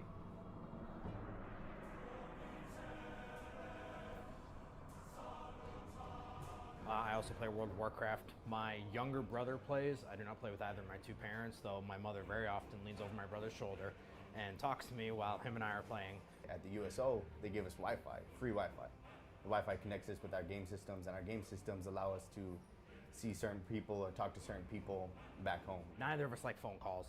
Neither of us like talking on the phone in any sense of the word. This gives us a much more interesting way to communicate with family members and friends, and it even allows us to continue to build off the relationships that we had previously. You know, personnel rotate commands all the time. We don't always get to see them, but we can always come back to these video games and use these video games as a way to communicate, keep up, see how things have changed, how their families are doing, stuff like that. And USO is fantastic for facilitating that. They have beautiful facilities, wonderful Wi-Fi. It helps us out a lot with not only communicating with our families, but just overall morale as well. We're in a better mood. We take that mood back to the ships. Everybody else feeds off that better mood, and USO is just it's a chain effect, and they really do help a lot. Depending on the area of operations that we're on, sometimes you don't even get internet connection. So going a couple months without internet and then coming back to here, any way to contact my family was great. The game itself provides an in-game chat through multiple different channels, faster than a text message, faster than Facebook Messenger. There's a team chat, there's Discord, there's Twitch, and they're all just different programs that you can talk for free as long as you have Wi-Fi anywhere. My father, since he plays, a couple of my buddies, since they play, one of my brothers, he played for a little bit, but they all have that program. They all have a way for me to contact them back home without using cell service or anything like that.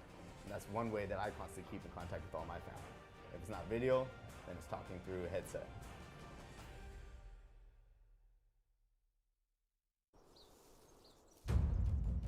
They are the greatest fighting force the world has ever seen.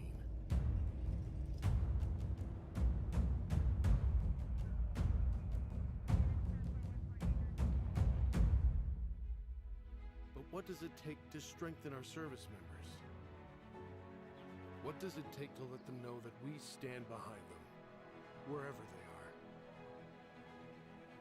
What does it take to bridge the distance and keep them connected to family, home, and country? And what does it take to prepare them for their future when their service to the nation is complete? What does it take to strengthen our service members so they can be the greatest force for good in the world? It takes a force. Be a force behind the forces. Give today at force.uso.org.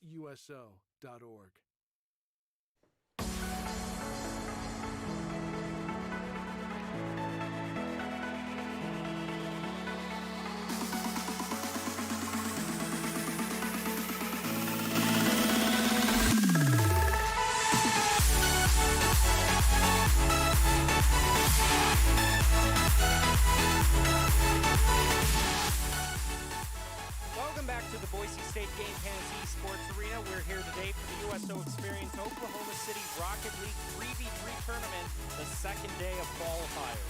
Everybody's trying to qualify for the USO Experience Oklahoma City final event happening August 21st, 2021. Since 1941, the USO has been the nation's leading organization to serve the men and women in the U.S. military and their families throughout their time in uniform.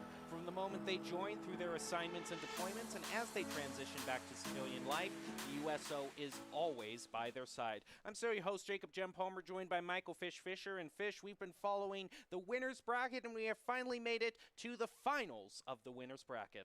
Yeah, we've also made it to the portion of the night where we have all 8 qualifiers for the final event coming up August 21st, as Flu Esports and the U.S. Space Force have joined in those teams. So now it'll be a question of who can make a run through that second chance bracket, similar to Untamed Esports, and come away with maybe that second seed, or maybe tonight we see that upset in the grand finals. Of course, UT Arlington and Stockton are going to be our winners finals matchups. I have been told if everything sort of falls right, second chance semis could be U.S. Army versus U.S. Space Force, which would always be a little bit of fun with some extra incentive, but of course they're all fighting for that $5,000 incentive that they have now all qualified for. The teams you saw on your screen there, that final tournament coming up August 21st with a $5,000 prize pool, $2,500 for first, $1,500 for second, $1,000 for third. We have 16 of our teams in. We just got to figure out how the night is going to end. And I'm very curious to see, one, how Stockton plays. We've not seen Stockton all night. They are on the top side of the winner's bracket. We just now didn't get a follow along with them.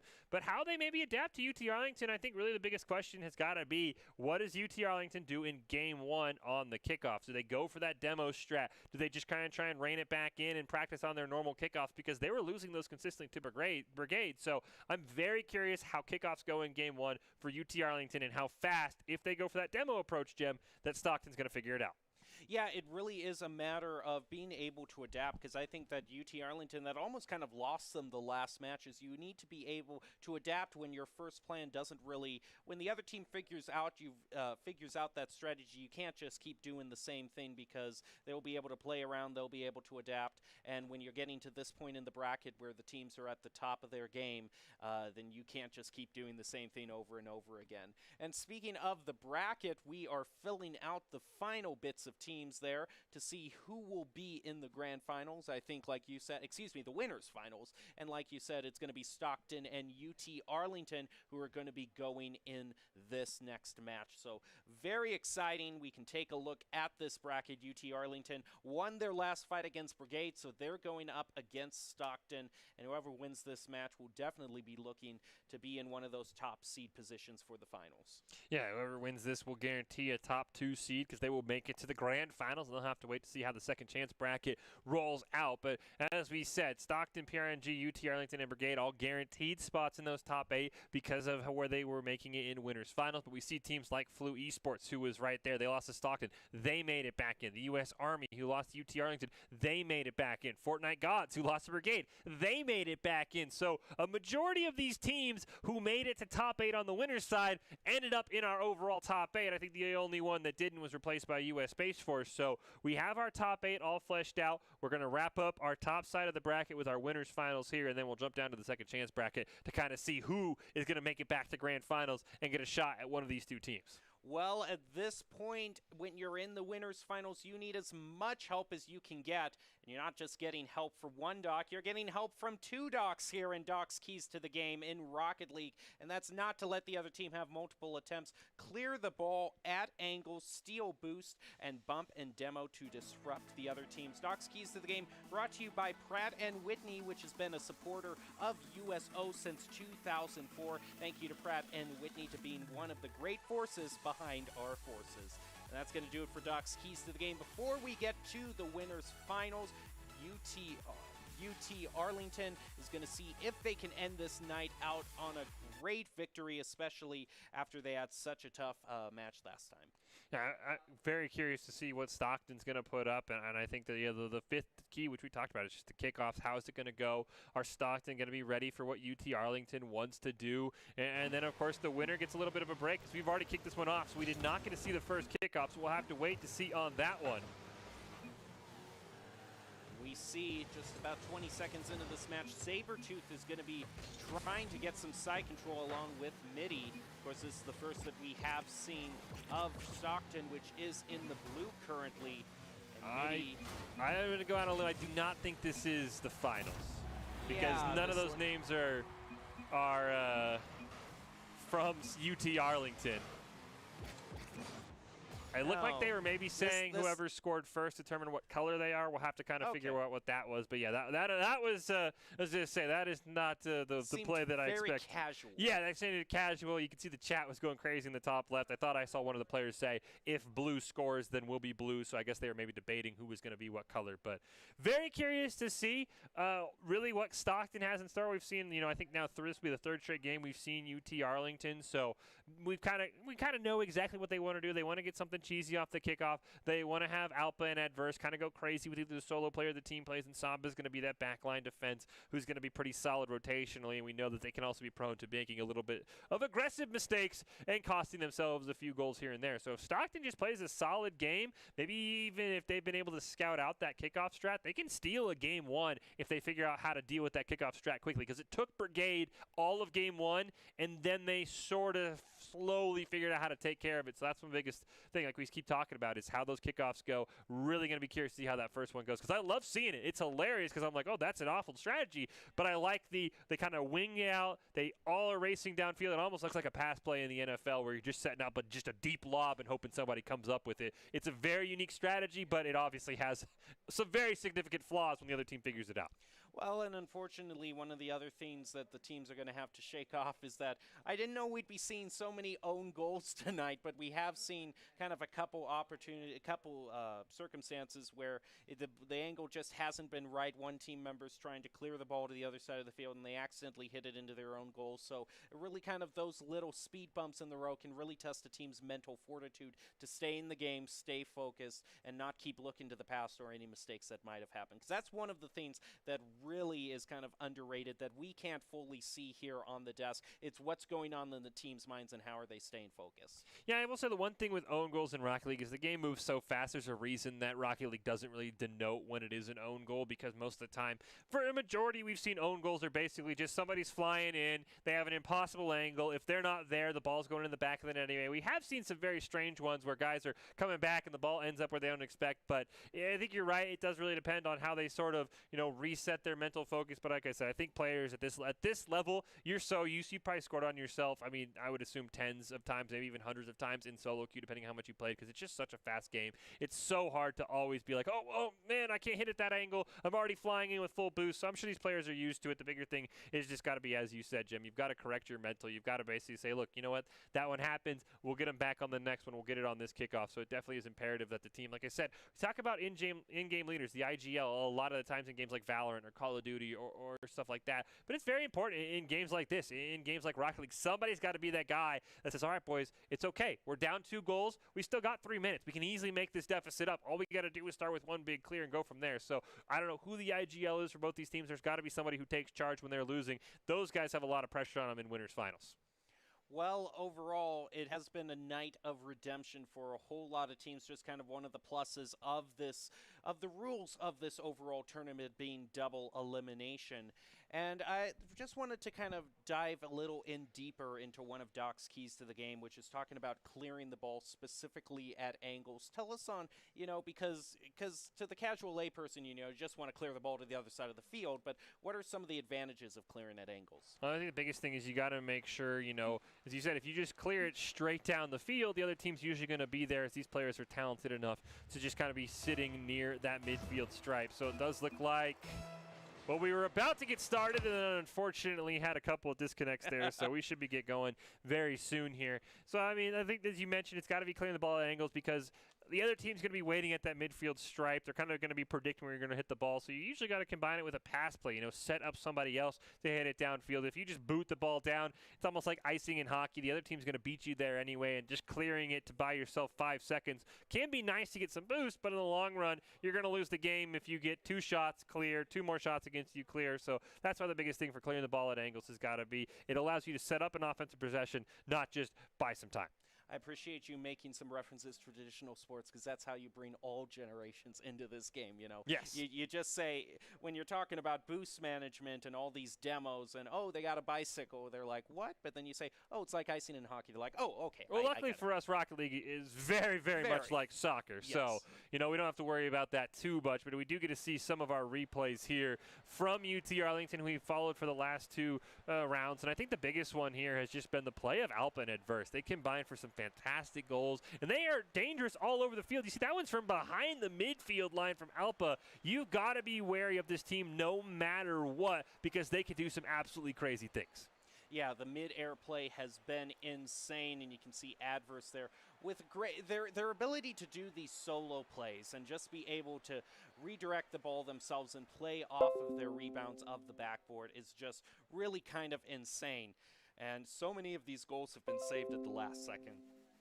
Yeah, and I think that's the thing we've seen, that we talked about it tonight for some of the teams where it felt like they were too reliant on solo plays. And sometimes it does feel like there are teams who are too reliant on passing plays, where they always are trying to set up this pass, and it never works because passing in Rocket League is such a finicky thing. As we kick off this game, we didn't get to see that kickoff though, but we do get to see our first goal from Bus. What counts? That's all that matters, and Stockton's in the early lead. See from this replay here, it looked like it was completely Bus. We were just talking about solo plays, and Bus took it upon himself to dribble it up the field, flick it over UT Arlington, and get the first goal for Stockton. Here's this kickoff that we've been waiting to see. Can't quite tell from that angle, but looks like Adverse wanted to go for the ball. We're seeing Alpa miss as well, so Samba's got to wait back on it.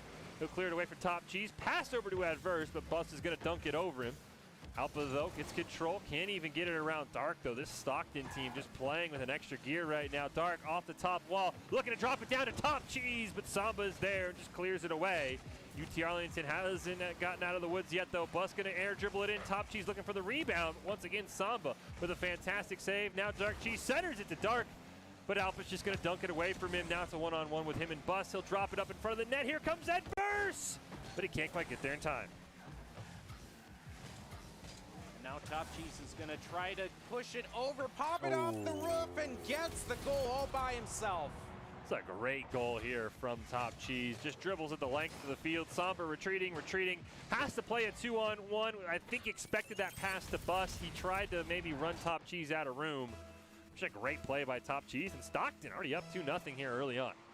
His next kickoff, Adverse gets slightly better of that one, but it's going to get demoed, giving Top here the opportunity to try to get a shot on goal. Bus just a little bit too late there. This team that we haven't seen all night, Stockton, certainly proving why they have made it to the finals, as a great attempt at a dunk there is going to be saved by Alpa. Ooh, Alpa over to Adverse, but Top Cheese breaks that one up. They demo Alpa as well. Pass over to Dark. What a shot, what a pass. Stockton taking control of the Game 1 of Winners Finals, already at 3-0 lead. It's just the ability to get these perfect angle redirects here when you're getting past two in midair, which really separates the lower run teams from the top. Another kickoff here. Maybe expect UT Arlington to go to their kickoffs just to try and throw a wrench in this, because so far the first minute and a half of this game have not been what they had hoped it would be. Adverse going to play it off the wall, but Dark is right there. Feels like Stockton's just a step ahead, but a great chance for Alpa. He just hits it a tad too high. Samba's going to keep it in the play. Top Cheese over pursues, pass down to Adverse, but Bus makes a fantastic save, and Stockton keeps the 0 on the scoreboard. Alpa tries to sneak it past, but Top Cheese with a huge clear. It gets centered, but Adverse has got to retreat.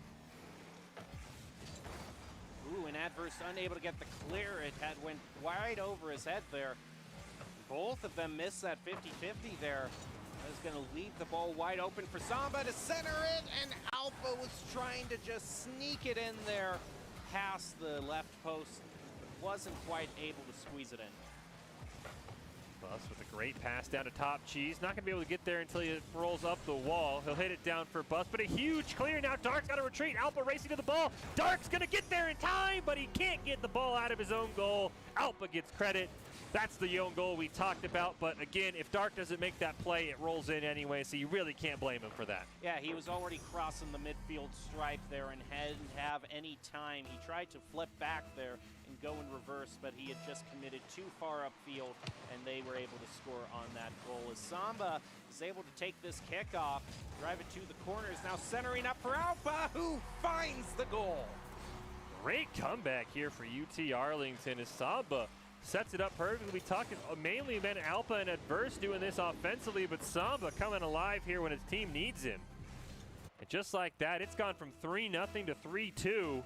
And we just have entered the second half of game one. There's still plenty of time for both these teams, but Dark's gonna have a great chance on the kickoff. Alpa will barely dunk it over him. Ball sneaks past Bust as well, so Samba in the confusion, gonna play it off the wall. He's got a teammate below him, but the ball just falls out of his reach. Bust gets his dribble broken up, and now Adverse gotta be careful. Top Cheese centers it, but Adverse will just make sure that ball stays away from his own net. Dark missing in mid-air as Samba continues the air dribble, letting it Alpha take it over. Ooh, and Adverse was unable to follow up there. Stockton just getting to the ball before he could. Now Samba's going to set it up for Alpha again. And a weird angle by there is just going to take it, possibly score a goal. Look at that interference there. Excellent play by Top Cheese here. You see this, we didn't get a good angle, so it's hard to tell who was in the goal. Adverse, unfortunately, just kind of gets bumped off the ball. That's a fantastic play by Top Cheese. And Stockton stops the bleeding a little bit, adds a goal to their tally. They're now up 2 off the kickoff. Adverse going to win that one cleanly. Samba will elevate, but Bush just steals it away from him. Helping now at that midfield stripe, going to corral it. He'll air dribble it in the air, trying to get around Top Cheese, who's having none of that. Adverse looked for the pass to Alpha, but it was a little bit too far in front of him. Top Cheese now just gets to dribble it up the field. Can't quite get it around Adverse, though. Dark will dunk it past him, hit it into that orange corner, and UT Arlington's got to retreat and look for a clear here. Samba sneaks it around Bust, but he'll get hit off the dribble. Top and able to find that clear as Alpha came right in there, but Bus has an opening here. He's going to push it up the field and center it up for which teammate? It actually, Dark didn't like the way that looked and was just going to play just a little bit more conservatively here. All they really have to focus on right now is just maintaining the side control and not allowing UT Arlington from getting really that many opportunities to score a goal here as Top is going to try to set it up yet again. Dark sees the clear coming from Adverse, is able to get one tap on it and drive it back to midfield. Adverse trying to clear it around. Gets a great center, but both of his teammates have actually fallen back. Samba now setting it up for Alpa. Alpa trying to keep that ball alive. Got to score here if you're UT Arlington. Great stop by Dark. 30 seconds left. Bus is going to turn that one away as well. Now Dark can dribble it up the field. Alpa in the corner. Dark off the back wall, but nobody's home. Stockton's just trying to play a little bit too passive right now. There's nothing wrong with that. You do not want one of those cross-map goals to allow UT Arlington back in it. Alpa just totally whiffs. Final chance here for UT Arlington. They've probably got to score right now for any sort of hopes on a miracle kickoff. Time will just simply tick down. And Stockton is our game one winner, and they're on match point to make it to the grand finals. That was a great performance by Stockton. UT Dallas trying to stage a comeback there, but overall wasn't able to get it. Well, one of the proud sponsors of USO is Pratt & Whitney, which has been a partner of USO since 2004. Thank you to Pratt & Whitney to being a force behind the forces. That's it for the first game of this winners final. UT, what do you think the path forward is, Fish, going forward for UT Arlington? They tried to stage a comeback, but weren't able to pull it out there. Yeah, I think the biggest thing has got to be, I don't know if they maybe want to try their kickoff strategy again. Didn't really seem like we saw it too many times in that game. And in all honesty, I think UT Arlington played a pretty decent game. It just honestly felt like Stockton was just a slightly faster team, and it felt like Stockton was just always there when they needed to be. And the biggest thing is going to be finding out how to break that Stockton defense, because that's something that I think Stockton did incredibly well. It always felt like there was one member or two members in the goal who could make a save, stop that aerial play from UT Arlington. And we talked about it. You know, sometimes there are teams that rely too much on passing the ball, and it feels like sometimes UT Arlington has fallen into that trap. Let Adverse or let Alpa just make an insane solo air dribble. See how that goes, because Stockton right now is reading those passes incredibly well. First kickoff gets pinched off over to the side. Bus is going to try to clear it up, maybe with an air dribble, but it is stopped by Samba, who continues to push it up the field, leaving it for Alpa, who ran into Top there and was unable to get a shot on goal. Side control is going to continue for UT Arlington unless Bus can clear it here. Adverse, not quite able to get to that ball. Oh, great pass from Bus to Top Cheese, but Alpa makes a fantastic save. Alpa now clears it down. Adverse is the only one there. He redirects it perfectly. Oh my goodness, and this is what we've seen from UT Arlington. Alpa down to Adverse, look at this. Barely redirects it so Dark can't get to it. That is a fantastic goal to start game 2. Not even a minute in, and we have had a great play from UT Arlington looking to stage their return to form here. Here comes Alpha toward the goal, just off to the left. Look at Samba with that follow-up, but just again to the left and not going to find that second goal. Samba again trying, but Dark is going to take it away. Alpha looking to center it up. He's got Adverse right below him. Adverse a little bit over pursued that one, so wasn't able to get a great touch. Dark now with a cross-court shot. Top Cheese recenters it, but there's nobody there. Adverse got to take control of this ball. Dark steals it away from him, pops it over Alpha. Samba, last man on defense. Makes a great save, but the ball's still precariously in front of that orange goal. Hits off the crossbar. Great job by Dark to recenter it. Samba looking for a clear. He needs somebody to take Bus out of his way as Bus steals that one. Top Cheese comes racing in. They've hit that upper net so many times. Finally, Samba with a pass down to Adverse. They've got Bus right in front of him. Adverse tried to fake him out. He looked for that centering pass. Alpha just wasn't there in time, but a great job by UT Arlington to hold them scoreless. Here comes Bus, is going to be competing with Adverse here. Bus trying to center it up top, unable to find it as well. Here comes Alpha. Dark stops that clear from going forward. Samba's going to take a go at it now, is able to push it to midfield. Dark hits it back. Now going to go up the wall, down towards top. The ball isn't ready to go in the goal quite yet. Oh, that was a dangerous situation there. If Adverse had gotten there just a little bit beforehand, would have had a shot on an open goal. I thought that's exactly what was going to happen. Bus with a great pass to Top Cheese, but Adverse reads that one. We get a double demo off screen. Make that a triple demo as Adverse also takes out Top Cheese. Dark was the only one there. Nothing really comes of all those demos. Everything has respawned. Alpha now going to air dribble it in. Can he set up something for a teammate? Ball's right in front of the net. Dark centers it down. Dangerous place to be, but Adverse can't quite finish it up. Bus now with a long lob to Top Cheese. He recenters it. Alpha just stops the rebound to Tech Dark. One-timer. Samba barely gets a nose on it. Now Adverse wants to dribble it upfield. He's got two members right near the center. Samba plays it around Bus. Bus gets confused, but Adverse can't quite pinch the ball off the wall. There goes Alpha, shot on goal, and crucial save by Dark. Stockton needs to make a play here to tie this up. Ball goes off to the other side, still in midfield. Samba over to Adverse, but interference there by Dark, Bus is going to at least keep the ball somewhat contested for. Double commit there is not what you want to see from Stockton at this point. They need to find their clear, and they're going to do it with Dark, who pushes it up, but it gets deflected by Samba. Ooh, Adverse now trying to air dribble this, loses out on it, but Alpha couldn't quite get the follow-up. Top Cheese barely dunks it over Samba, but Adverse is there to clear it in the corner. Bus is waiting, but Samba steals it from him, trying to roll that ball in front of the net. Nobody there for the follow-up on the orange team. And UT Arlington's got to retreat. Alpha gets that ball dribbled over him by Top Cheese. He's looking for a member near the middle of the field, wants to set up a rebound, but Samba makes a great save. Bus looking for another attempt on goal. Dark pops it up. Somebody's got to be there. But Stockton just can't find that rotation.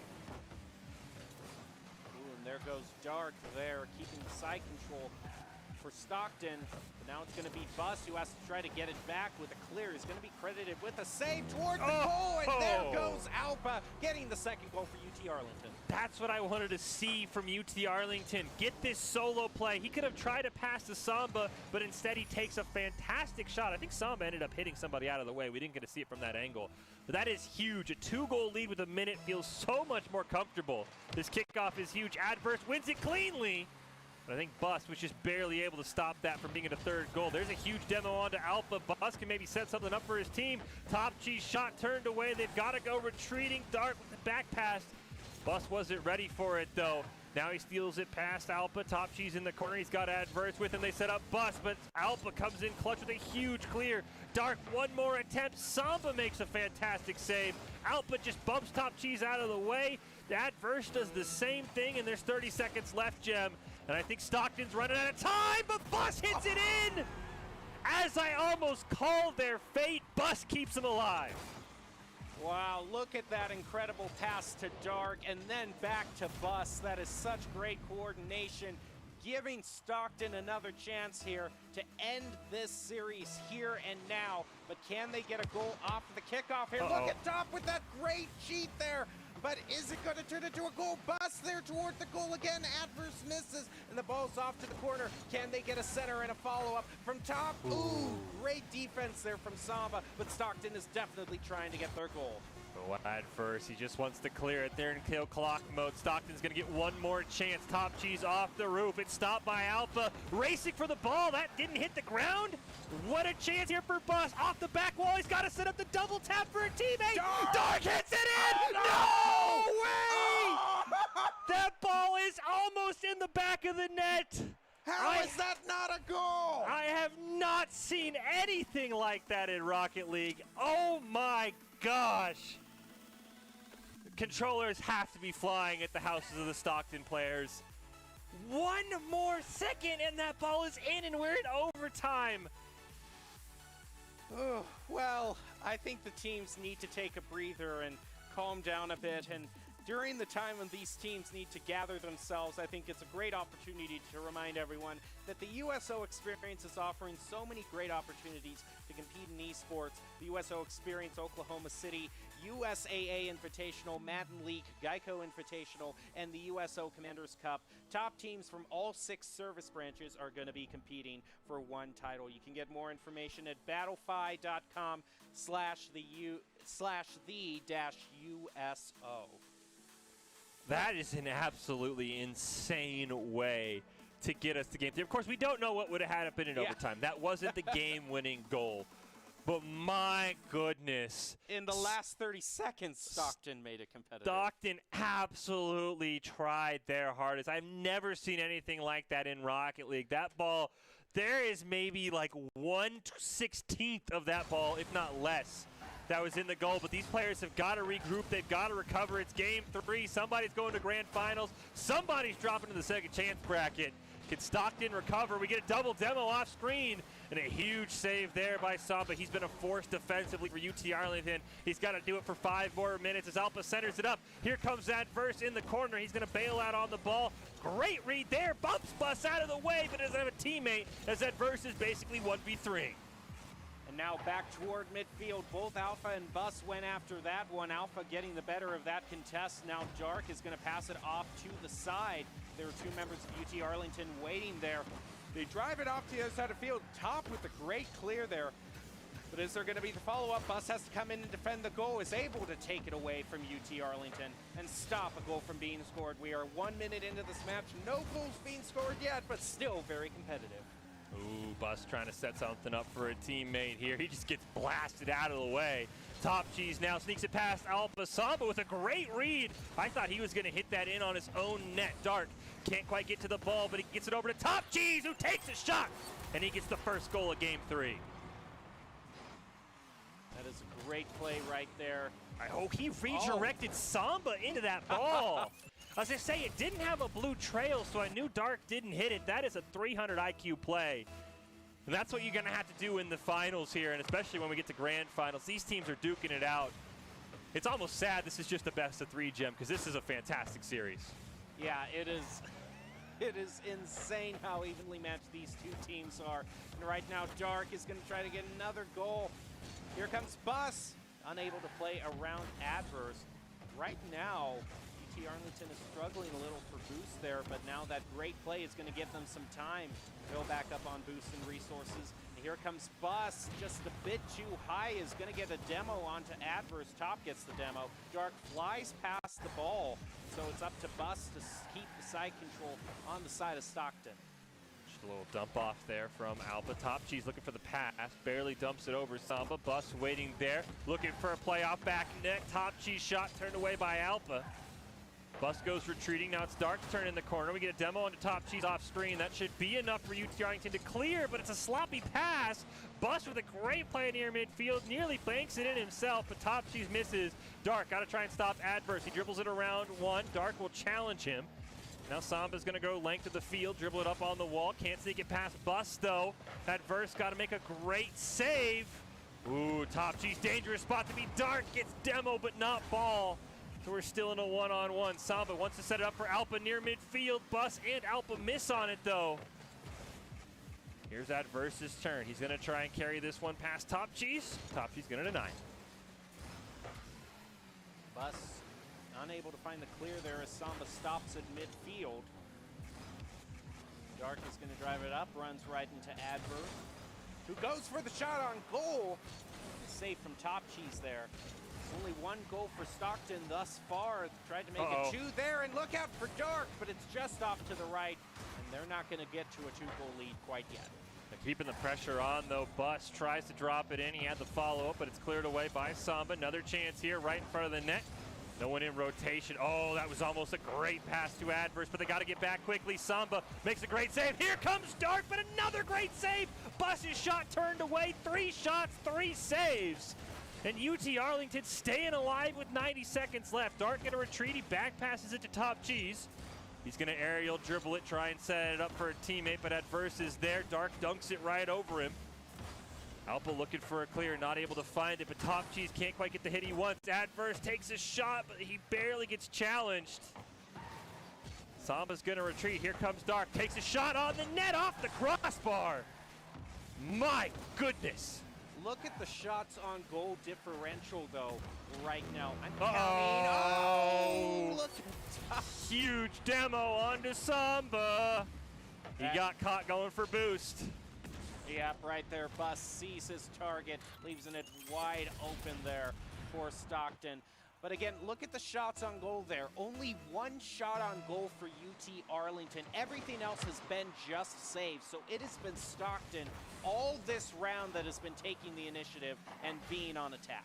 Now, last time, game 2, we saw a similar score line. Stockton nearly tied it up in 30 seconds. Can UT Arlington do the same thing? Samba's shot comes oh so close. Double commit comes out. Top Cheese gets it past everybody but Samba. Last line of defense. Bus can't stop him either, though. Samba with a great flip reset to get back on the ball. Alpha's waiting down there, but Samba's got to retreat. 30 seconds left. Can UT Arlington make this a game? Samba's going to try and get the pass to Bus. He gets turned away. Adverse needs to make something happen here. Sets it up for Samba. Oh, so close. Now 15 seconds left. UT Arlington has to score here and maybe hope for something off the kickoff. But if that clock goes past 5 seconds, then I think Stockton, yes, they have probably, I am most certainly sure that they have gotten the victory here in the winners' finals. That was so close. It wouldn't have mattered. Right. But, I mean, I totally expect to see both these teams right back in this, honestly. I mean, I think UT Arlington played their hearts out. Like I said, I wish this would have been a best of 5 because, my goodness, that was insane. The way Game 2 ended is going to be replaying in everyone's minds for a while. But Stockton, they make it to the grand finals. They now have a double chance in that grand finals if someone does beat them to maybe claim the overall seed. But like I said, both these teams have already qualified. They're both in a good position. Stockton's guaranteed a top 2 seed. UT Arlington guaranteed a top 3 seed. But, my goodness. That is an insane finals. I don't even know what the grand finals is going to be, Jim, because that is wild. I don't think the grand finals can beat that. No. I mean, nothing can top that. I don't know if any future Rocket League games are ever going to top how close that was. That was so insane and so exciting to watch. Well, now we can see here where they face up in the lower bracket. Look at that. Brigade going straight to the United States Space Force. Well, no, I'm telling you, if U.S. Space Force wins, we get a second chance semifinals of the U.S. Army and the U.S. Space Force, which would be absolutely killer. As we said, all of these teams you see here starting with round 5 have already qualified for tonight. So Flu Esports and Fortnite Gods, despite their losses, still going to make it into that final event August 21st. PRNG, they're in a similar situation to Fortnite Gods and Brigade. They missed out on Monday. They've all qualified. I love Brigade. I thought they played fantastic. We saw a couple of their games. I really want the United States Space Force to win because, I mean, I know how much of a competition it is between the military. Of course, we've talked about that USO Commanders Cup coming up later this year where the top teams from all 6 service branches are competing. this is going to be insane. It would be great if it was for the grand finals, but that's going to be so much fun if we get Space Force U.S. Army in our second chance semis. I really, really hope that happens. I apologize, Brigade, but that storyline's too juicy to pass up. Well, we'll see if Fish's wish can come true right after this break, so stay tuned. We've got so much more action coming up for you on the USO Rocket League 3v3 tournament.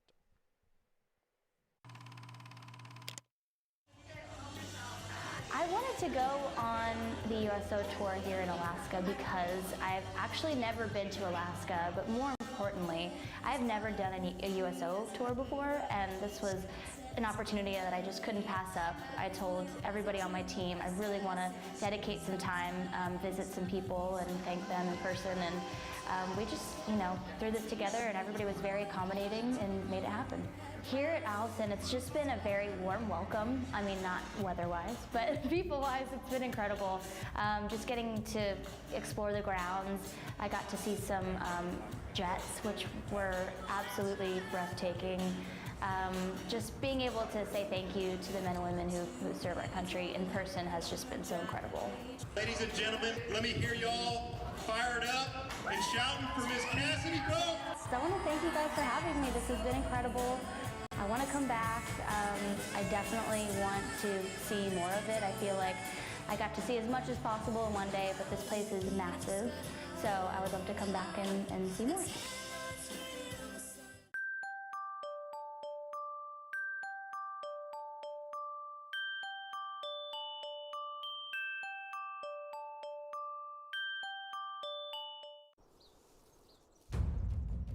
They are the greatest fighting force the world has ever seen.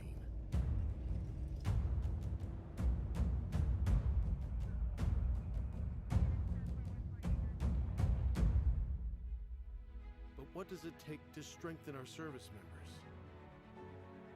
What does it take to let them know that we stand behind them, wherever they are? What does it take to bridge the distance and keep them connected to family, home, and country? And what does it take to prepare them for their future when their service to the nation is complete? What does it take to strengthen our service members so they can be the greatest force for good in the world? It takes a force. Be a force behind the forces. Give today at force.uso.org.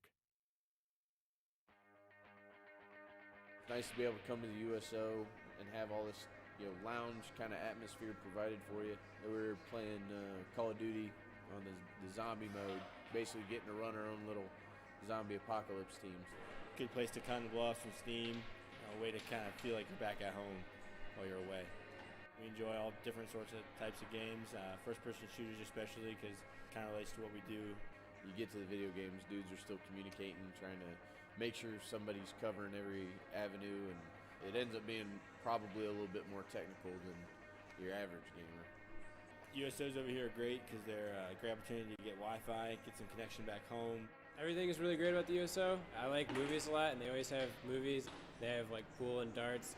I love coming out here when I get the chance, and thanks for bringing everything to us.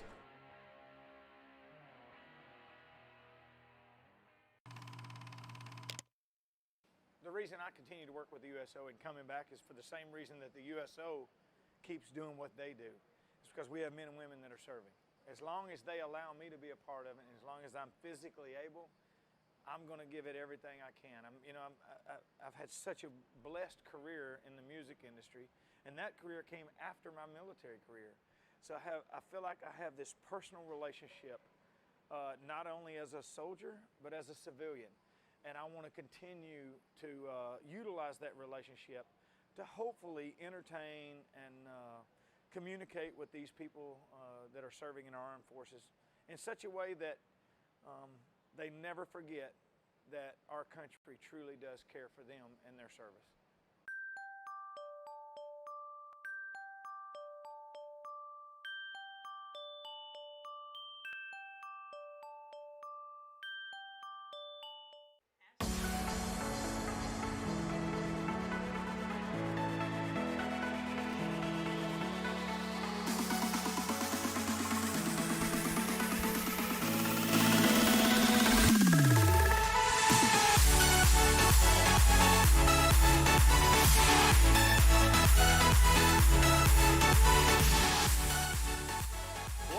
back to the USO 3v3 Rocket League tournament. We are in the second day of qualifiers, and we have just seen probably one of the most insane Rocket League matches I have ever seen in my time broadcasting esports. I'm sure Fish would agree. And okay, just need to gather myself again. Okay. We found out what happened in the winners finals. Now we go on to the second chance bracket. And the main question we had leaving into the break last time was what was going to be the face of the U.S. Space Force team. Yeah, last we heard, I mean, their series had just kicked off with Brigade. I don't think we'll be able to join that one in time. So hopefully, you know, like I said, I really want the Space Force to win. Nothing against Brigade, but it would set up a matchup against the U.S. Army between, of course, the two branches, the Army and the Space Force, in the second chance semifinals. So we're still waiting word on who won that Brigade U.S. Space Force series. It might still be in progress. I would love to join it if we can, but of course understand the technical limitations as well. So still waiting on our word of who won. We know that the winner of that game will play U.S. Army Esports, and that is where we are waiting. Here is our winner's side of the bracket. This is how everything resolved. We just saw, as Jem alluded to, one of the craziest series you will ever see between UT Arlington and Stockton that had some crazy finishes. Stockton ended up coming out on top, so UT Arlington is now waiting in those second chance finals. Of course, they've still got a little bit of a ways to go, so very curious to see how our second chance bracket all starts to resolve. As we can see, hopefully going to make everything, like I said, I want that storyline of Space Force versus U.S. Army, but we're just waiting to see how that Space Force Brigade game is going to end. Well, as a quick refresher on how this tournament is working out, there were 2 days that the qualifiers take place. It took place on August 9th, and today on August 11th, started at 6 p.m. Eastern Standard Time and will run until we are done tonight. Tournament's double elimination with the top 8 teams from each day of qualifiers moving on to the USO Experience Oklahoma City final event happening on August 21st, 2021. It has a prize pool of $5,000, and placement in the qualifiers will determine the seeding for the finals. And just a quick disclaimer, for anyone who has participated in any of the top, who is placed in the top 3 of any USO Experience Rocket League Finals tournament, meaning they received prizing in the past, they will not be eligible to play in this tournament. So fresh new talent, fresh new opportunities to get that $2,500 for first, and now I get word that Fish has the update on what has happened. Yeah, we're still waiting. It's been Brigade won Game 1. Space Force currently has the lead in Game 2. Doesn't sound like we'll be able to join that series in progress, so we're kind of just in a holding pattern here, waiting to see who wins that one. We'll then join that winning team against the U.S. Army in our semifinals in the second chance bracket. So overall, it's been a fantastic night of Rocket League. I mean, I think the 3 redemption stories that we hit at the top of the broadcast with Brigade, PRNG, and Fortnite Gods, all of them participated in that event Monday that you mentioned. All 3 of them were unfortunately unable to qualify in that top 8, with PRNG and Fortnite Gods coming oh so close, losing in that final round of the second chance bracket before they would have qualified. But all 3 of those teams have requalified, and Brigade's making quite a little bit of a run here. They're a few games away from maybe even getting back into that winner side of the bracket. So, like I said, we're just in a holding pattern right now. We're waiting for Brigade and Space Force to finish up, but it sounds like we do have some highlights from earlier on in the night, because we have had a ton of crazy things, especially in our games involving UT Arlington, as this was their game about, I think, winner semis with Brigade, that UT Arlington kind of dominated, but I think at times Brigade came to this game a lot closer than the final score did indicate. Yeah, it really was. If there was kind of a runaway victory in the final score, it's something that happened kind of in the last minute or so. For the vast majority of these matches, it was very competitive. Yeah, and I think this UT Arlington team is a team we've been following for most of the night, just on the side of the bracket that, you know, we were able to keep going with, and whenever the game would start, we were ready for it. So they've been a very talented team, and I mean, I think we saw some very unique strategies from them, especially in this game against Brigade. They had a very, very aggressive and high-risk, high-reward kickoff style that they used almost to perfection, and then as it started to fall apart in Game 2 and Game 3, they were able to move away from it. So this is a team that, honestly, I mean, they're waiting in second chance finals right now because they lost in our winners finals to Stockton. I would not be shocked if we get a rematch here of Stockton and UT Arlington in our grand finals, because, I mean, these teams just seem like they are so incredibly close. But who knows? Maybe Brigade, maybe U.S. Space Force, maybe the U.S. Army Esports, any of those teams have a chance to knock off UT Arlington. Just a matter of time, and you got to play the games.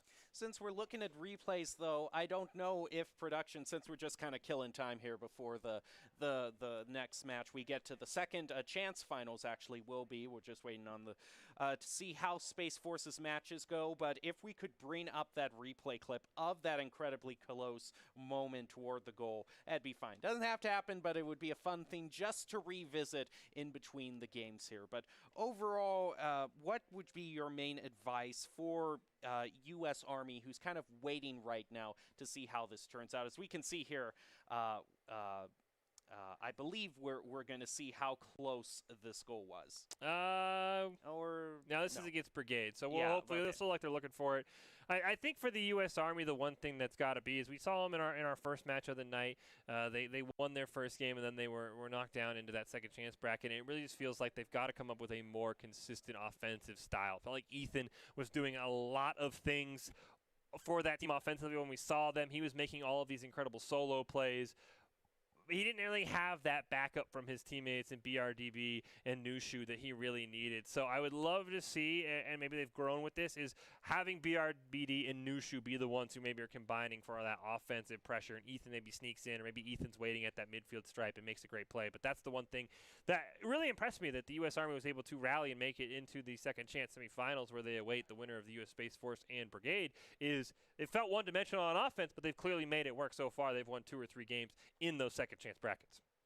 Well, we are still waiting on the fate. Last we heard that the Space Force was in the lead for the second game, but again, if they fall at all to the other team, then it won't be that the division matchup the military branch matchup that we were kind of hoping for, but maybe it will happen in the finals. I mean, because both Space Force and Army are moving on to the finals. They still have qualified for the top 8. Yeah, both those teams have qualified for the top 8, so depending on how the seeding does break down in our finals, that could be it. But you see here on the right side, that was Monday's event. Those are relatively in order of how we think the teams are going to qualify. On the left, still a lot to be determined. We know Stockton, who ended up in that top slot, is waiting in the grand finals. Of course, UT Arlington's waiting in those second chance finals. And of course, as we mentioned, it is Brigade, U.S. Army Esports, and the U.S. Space Force that are all waiting there. It looks like U.S. Space Force might have they're not been included in that list, but they have actually qualified for our event. So maybe we just want to make sure to go back and fix that, because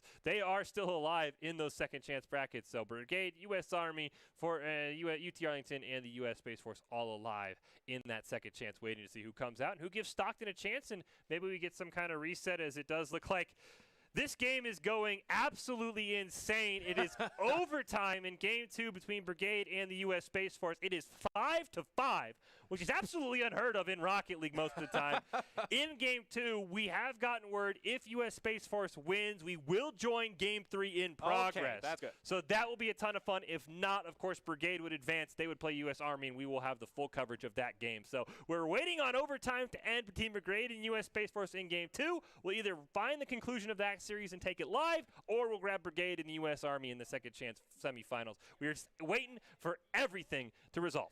Which it really is no telling how long overtime can last. No. We have had games that have basically been double length because overtime has been 4 to 5 minutes, and it's a completely new game. Yeah, we had an overtime game today that ended basically right off the kickoff as well. So, I mean, who knows how long, like I said, we're going to be in this sort of holding pattern waiting on this game to wrap up. I'm really hoping we get a Game 3, because it sounds like these teams are going absolutely crazy. So, overtime right now, 5-5 between the U.S. Space Force and Brigade.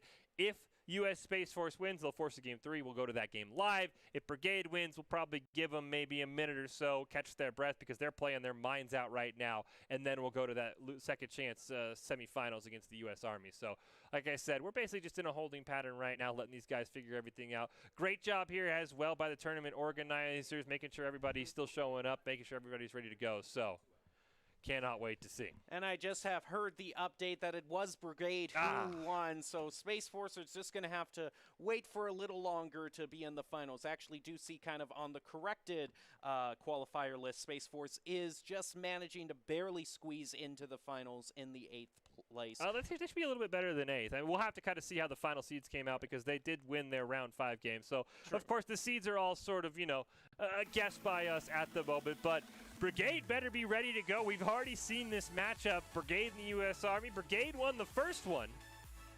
And now it's time to figure out who's going to win the second match between these two teams. Like I said, I'm a little ticked at Brigade for knocking off the U.S. Space Force. That would have been a great storyline, but as you mentioned, Jem, U.S. Space Force has safely qualified for that last spot for one of the spots in that top 8 here tonight. So they'll be making it to that final. So maybe, who knows, maybe their first round matchup or second round matchup could be against the U.S. Army. But right now, who's going to take on UT Arlington, try and fight their way back into the winner's bracket? We're about to find out.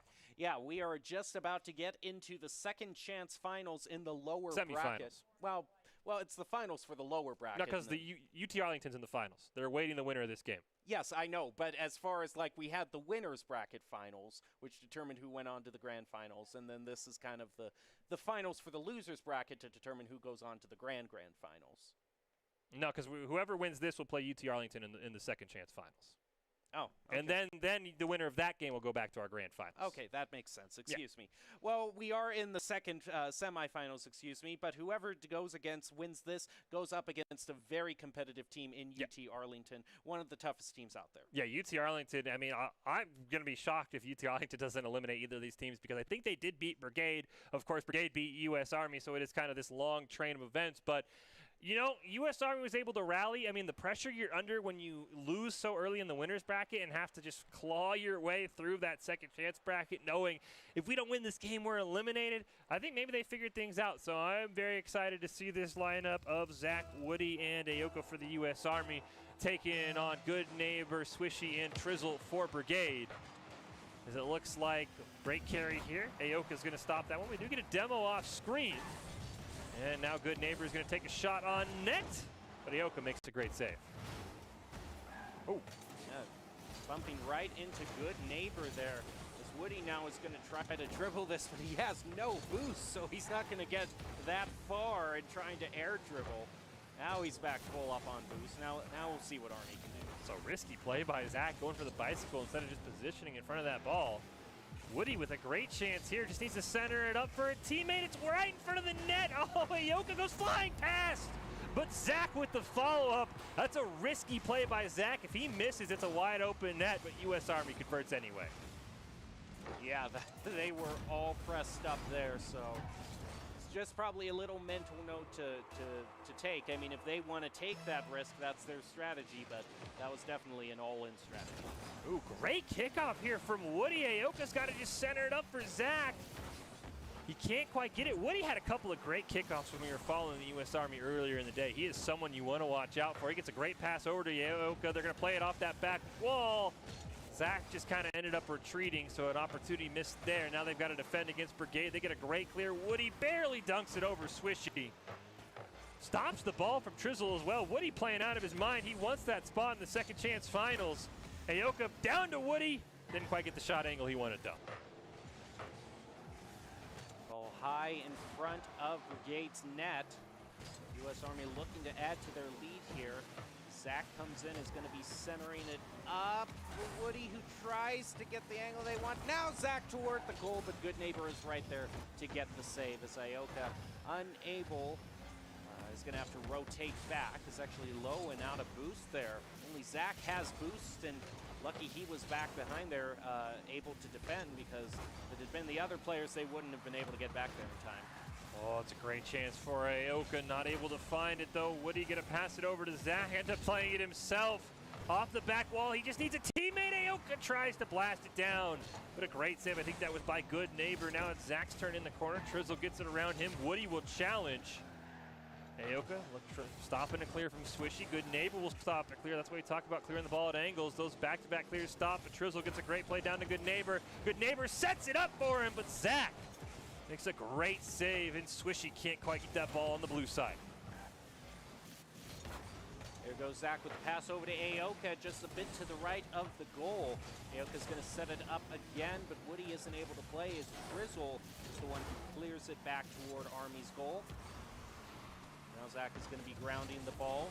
Swishy has the opportunity, tries to get some sort of pop off the roof, but the momentum is too great for the Army as they are now trying to set it up for their second goal. But a crucial clear there by Trizzle is going to force them all the way back to their goal, and they have to retreat. Oh, great play play by Aoka there. Going to tap it up to himself off the wall. Zach charging in. Oh, I think they had a confusion of who was going to take the ball. But Zach's got two teammates in front of the net.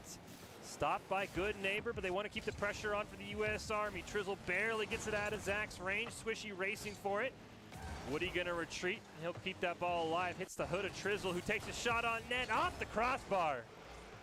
And Brigade's coming oh so close. Here comes Aoka. Swishy will stop him. Trizzle can't recover in time. Swishy ends up hitting the ball back to Good Neighbor, who's looking for a pass. Ooh, great jump on the demo there. Zach's been demoed as well. It's all up to Aoka. Last line of defense. Good Neighbor hits it, but it barely dies in front of the net. Swishy again trying to attempt a goal. He's going to get stopped by Woody. Zach over to Aoka. Actually, Woody comes in there. Probably a change up in strategy at the last moment there as Zach now passes it over to Woody, misses the ball. Ball is still centered, and Zach is just going to find it himself.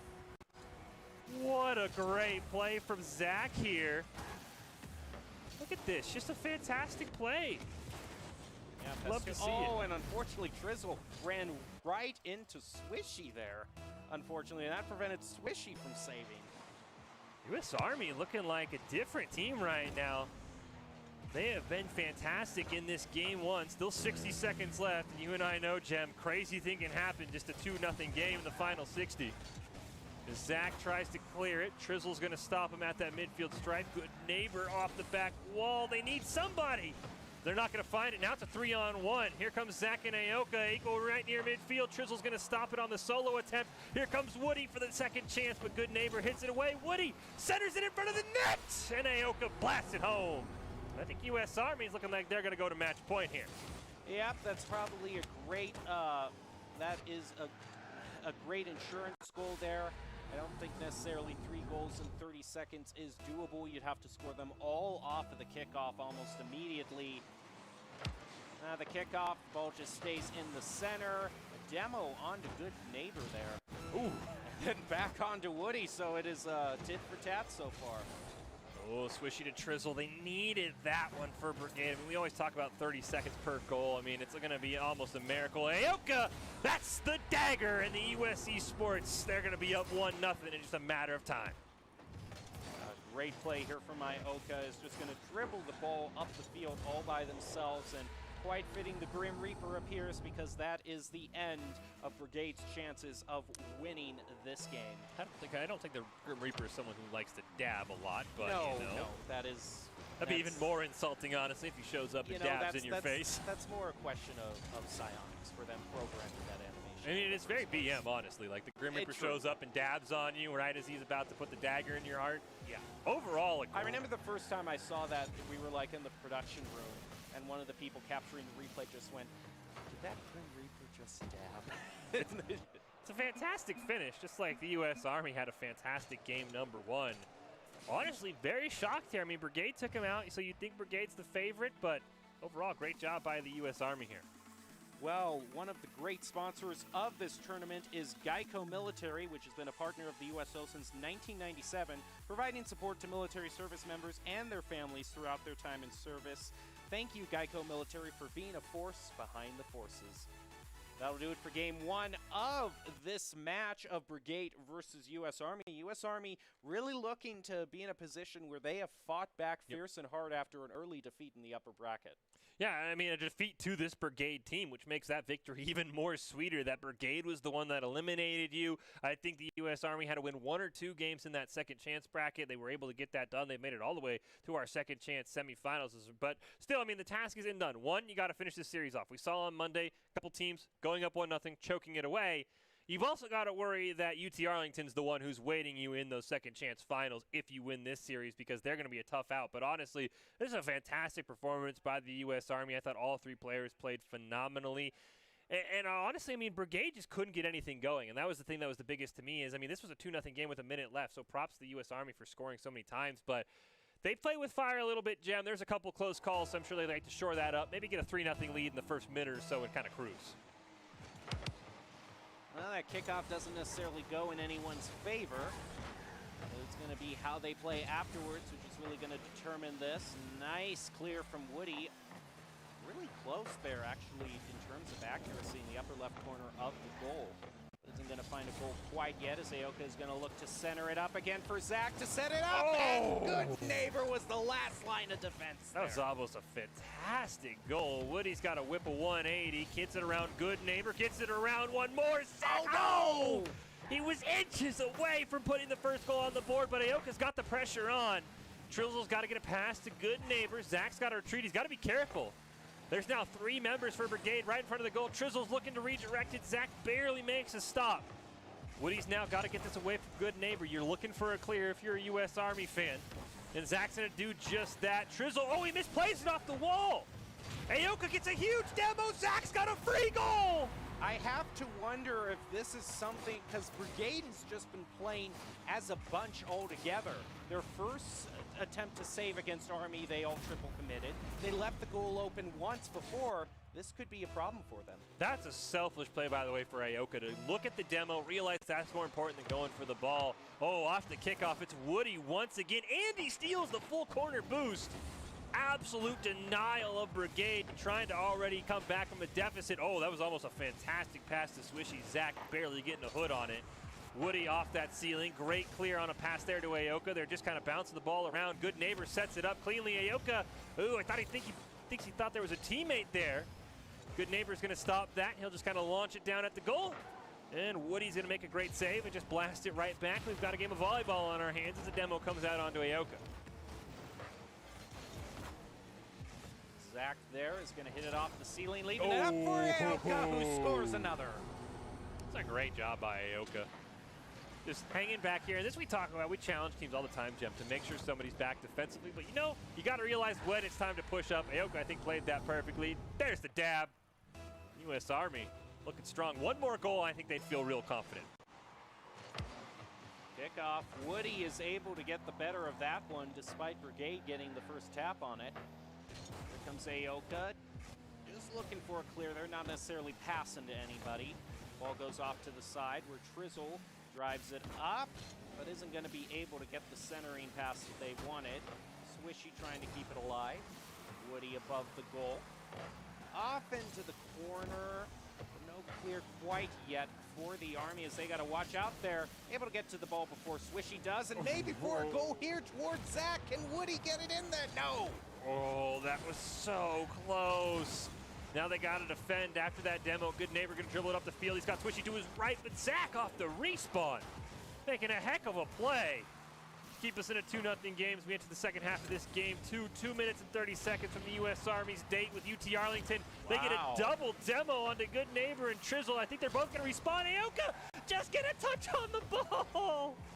Oh my gosh, the U.S. Army. It's going to be 5-0, honestly, Jem. They've had so many close calls. They really have, and there's only been one shot on goal from Brigade, so it really has been the Army in control of this match since it started, as we're going to have 2 minutes left as Woody gets a demo onto Trizzle, but more importantly, Zach got the save from Good Neighbor's air dribble there. Now that's going to give them the opportunity to clear this ball back toward the goal. Is Zach going to go for a shot? No, he is just waiting for the right moment to steal it away from Good Neighbor, and Aoka unable to get the shot on goal there. Zach's going to rotate back, try to prevent an open goal. Looks like they're going to clear it across. I do think that it looked like we had a disconnect. Trizzle, I think, did disconnect. Rule state, as soon as a goal is scored, though, the game is counted as official. So the U.S. Army does not have to worry about a remake as Zach barely misses on that one. Brigade down 2 goals. Now they're down a man. And that's going to make that comeback even harder here in our final 90 seconds. Zach centers it up. Trizzle comes back just in time. No goals were scored, but unfortunately, Brigade, they need those goals to be scored for themselves. And in a hurry, as Good Neighbor is going to carry it the length of the field. Gets it past Zach, but he's going to stop it. And Swishy now has to take a long shot on it. Woody's going to just deny that. Trizzle tries to play it off the wall. Good Neighbor was attempting for the follow-up there, but wasn't able to find the goal. So here comes Woody driving up the field with Zach. The ball is just a bit too high. Can Aoka dunk it in there? No, not quite. Zach tries again off the crossbar, unable to get the goal. U.S. Army, though, with a 2-goal lead. Now it's getting into the territory where they can just run out the timer and get the victory here with the 2-0. It's just going to be up to them not getting too careless and leaving that goal open as we pass 30 seconds. Sassy UT Arlington, not even a 2-0 lead in the final 30 seconds is safe. It's a great chance here for Good Neighbor and company. Woody playing it perfectly. Back on defense. Just gets it past one. And it looks like, unfortunately, we lost connection. We got a duplicate login sense. Hopefully we change our password on our end. Have to assume that the U.S. Army probably came out on top. There's only about 20 seconds left, Jem. But still, what a great series overall. What a comeback for the U.S. Army. I would assume, unless something absolutely wild happened that I would hate to miss, they're going to move on to our second chance finals against UT Arlington. I mean, I would think the gentlemanly thing to do would just be to kind of concede to to the U.S. Army. It would be quite some rule sharking. Well, it was our spectator that crashed. The game didn't actually crash. Okay, that's good to know. Okay. The spectator's game crashed, so we're all good. That's good to know. Yeah, no, we're all good there. It was in the rules, as we did see there. Trizzle did disconnect for a little bit. I have been told if someone scores, the game will count as official. Doesn't matter what happens after that. So that was we don't have to remake because of the disconnect because the U.S. Army had already scored twice. But no, it's just our spectator that crashed. Like I said, we have to basically assume the U.S. Army won. I mean, 2 goals in less than 20 seconds while the ball was on the wrong side of the field. That would be even more of an upset than what we saw with Stockton and UT Arlington in our finals. So I have to assume the U.S. Army did advance. They'll take on UT Arlington in our second chance finals. Well, another thank you to the USO. The USO is offering many great opportunities to compete in esports, from the USO Experience in Oklahoma City to the USAA Invitational in Madden to the GEICO Invitational and the USO Commanders Cup, with top teams from all 6 service branches competing. You can find out more information at battlefly.com/the-USO. Well, that'll do it for this match. U.S. Army looking like they cruise to victory, so now they'll be going to the next round and looking to continue their winning streak. We'll get to it right after this.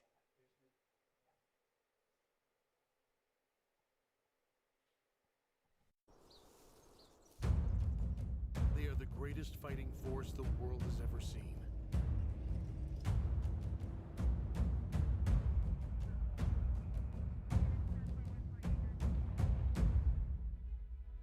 But what does it take to strengthen our service members? What does it take to let them know that we stand behind them, wherever they are? What does it take to bridge the distance and keep them connected to family, home, and country? And what does it take to prepare them for their future when their service to the nation is complete? What does it take to strengthen our service members so they can be the greatest force for good in the world? It takes a force. Be a force behind the forces. Give today at force.uso.org.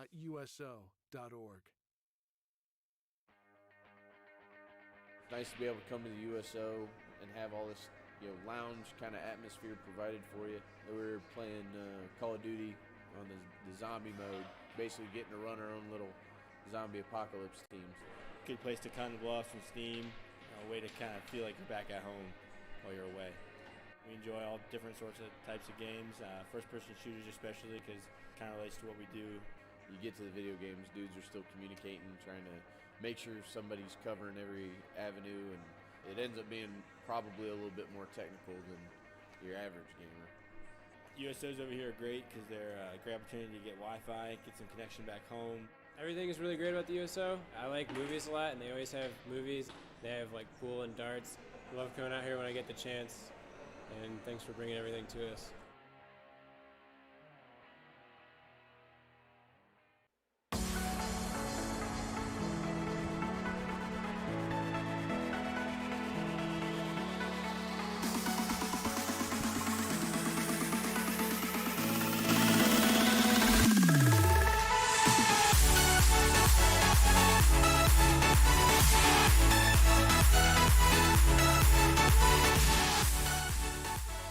Welcome back to our coverage of the second day of qualifiers for the USO Rocket League tournament. I'm still your host, Jacob Jem Palmer, joined by Michael Fisher, broadcasting to you from the Boise State Game Fans Esports Arena in downtown Boise, Idaho.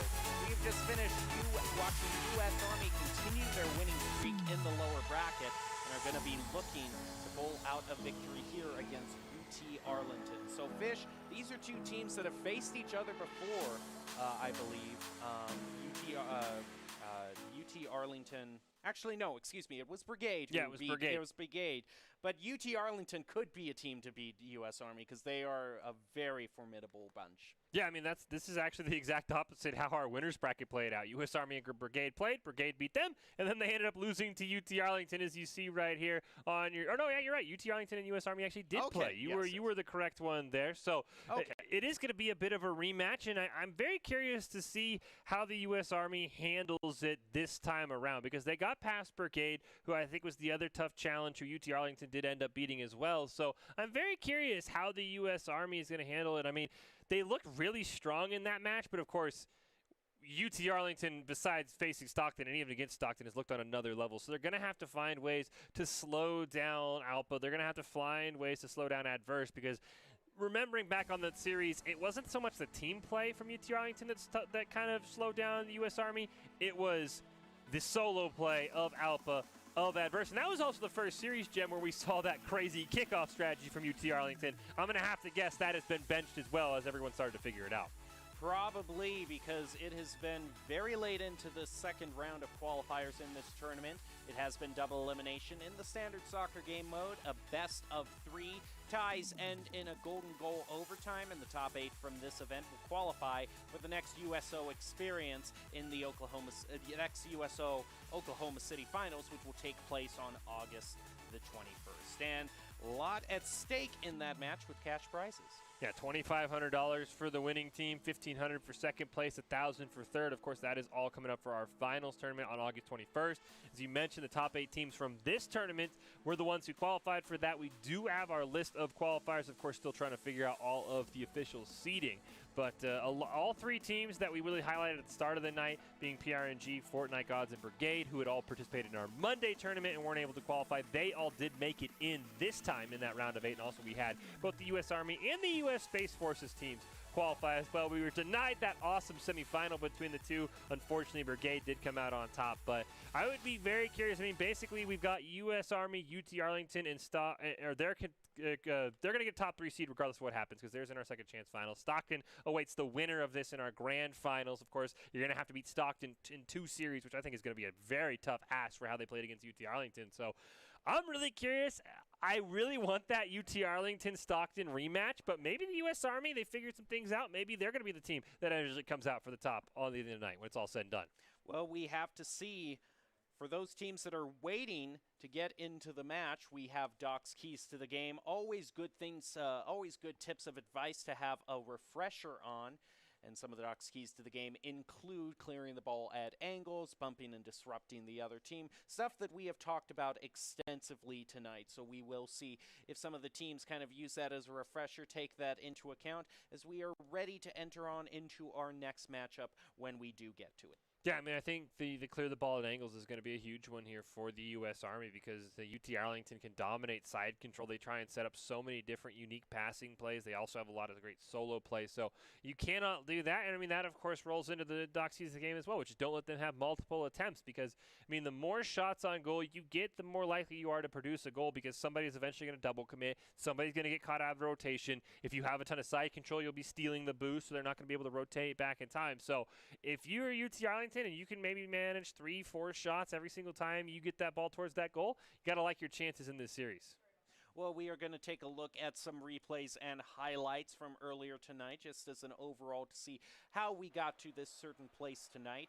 We can see right here the match of Stockton versus UT Arlington, probably one of the closest and most insane matches we've ever seen. Yeah, I mean, this was the game that I think a lot of people, unless something crazier happens in the rest of the night, that a lot of people are going to remember because this was UT Arlington has a 2-0 lead. There's 30 seconds on the clock, and, I mean, you and I are kind of saying, oh, there's no chance they can come back, and they ended up barely missing out on coming back in that one. And we just saw this game, of course, as well with the U.S. Army and Brigade, and I thought the U.S. Army did really a fantastic job. And the one thing that really caught my eye, and I noticed it when they were in their winners bracket as well, is Woody has been phenomenal at kickoffs for U.S. Army Esports. And with UT Arlington, they're probably going to have to get away from their cheesy kickoff strategy of going for a demo because I would assume the U.S. Army would be ready for it the second time they see this team. I think Woody might really have a great chance to shine because in our matches where UT Arlington's gone away from that kickoff style, they've struggled to win kickoffs, Jem. So I think Woody might kind of be the shining star for U.S. Army in this next series if they end up coming out on top. Right, and this was the place here that we saw in the last match of Brigade versus U.S. Army, which really seemed to come alive and just really pulled ahead with amazing wins. It seemed like Brigade, especially at the very end there, was just double committing a little bit too much, not quite working as much as a team that Army was. Yeah, I mean, that was the one thing that you're totally right about, but I think UT Arlington, they played very well as a team. UT Arlington's just kind of been chilling, of course. They lost in our winners final, so they get automatically advanced into the second chance final. So they just kind of been waiting back. I'm sure they've been doing their time to scout. I would not shock me at all if they watched that entire semifinal matchup here. So they probably know what to expect from the U.S. Army, and I think that, well, it sounds like okay. never mind. For whatever reason, Arlington unable to participate, so we're going to just put the U.S. Army in the grand finals. Wow. They get a bye past them. So I was right. You were. In a very weird sense of things, yes, you were right. In a twist of an event that would only ever fit an M. Night Shyamalan movie, you are correct, Jem. The U.S. Army, they're going to make it to the grand finals against Stockton, and oh, man, that's a tough one. I'm very excited to see what happens. I got to like Stockton's chances. It's always hard to beat a team twice, honestly, and that's, I think, the biggest thing going in Stockton's favor. Well, one thing that can help the U.S. Army is Doc's keys to the game in Rocket League, and that's not to let the other team have multiple attempts. Clear the ball at angles, steal boost, and bump and demo to disrupt the other team. Those are Doc's keys to the game, brought to you by Pratt & Whitney. Pratt & Whitney has been a proud supporter of the USO since 2004. Thank you, Pratt & Whitney, for being a force behind the forces. And, I mean, those are going to be, I think, paramount for the U.S. Army, because when we saw Stockton, we only saw them in our winners finals. I mean, that combination of top cheese, dark, and bust, they absolutely felt like they were a step ahead of UT Arlington, and UT Arlington felt like one of the fastest teams I've seen all night. So, I mean, they're going to be very hard to score on if you're the U.S. Army. You're going to have to get very, very creative, because they stifled even UT Arlington. And so it's going to be a tough test. But, I mean, I think the U.S. Army definitely has the ability to do it. They've made quite this run here in the second chance bracket after being knocked down by UT Arlington. So, I'm not going to say that this series is just a guarantee for Stockton. I'm feeling a 2-1 win for Stockton in the first game. I don't think the U.S. Army is going to have the horses to be able to take down Stockton and force a second series. But, I mean, what do I know? I mean, these teams have been playing out of their mind all night. Of course, they all know, look, we've qualified for that next event. The U.S. Army and Stockton actually guaranteed top 2 seeds for that event, which is huge for both those teams. So, really, whoever wins, that's just cherry on top for tonight's performances. Well, we are getting ready to head into tonight's grand finals. As a quick refresher, Stockton only has to win 1 game since U.S. Army is coming from the lower bracket. They are going to have to win 2 games in a row if they want to be declared the victors tonight. But both of these teams have the satisfaction of knowing that they will be moving on to the grand final events. All that they have to worry about now is seeding, which it can make a difference determining where you're going to be placed in the seeding, kind of having an earlier,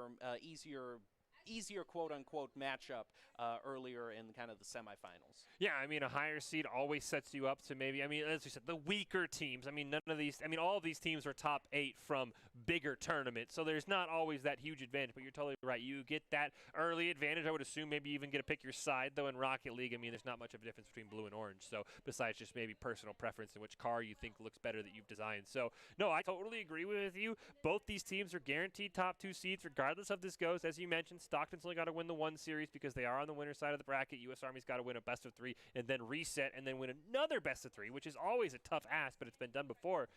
I'm very excited to see how this is going to go. Well, we will get into this final game as soon as we can. It's going to be U.S. Army versus Stockton. Of course, U.S. Army, it would be the ultimate redemption story for them if they could have fought their way all the way through the lower bracket. But here we go.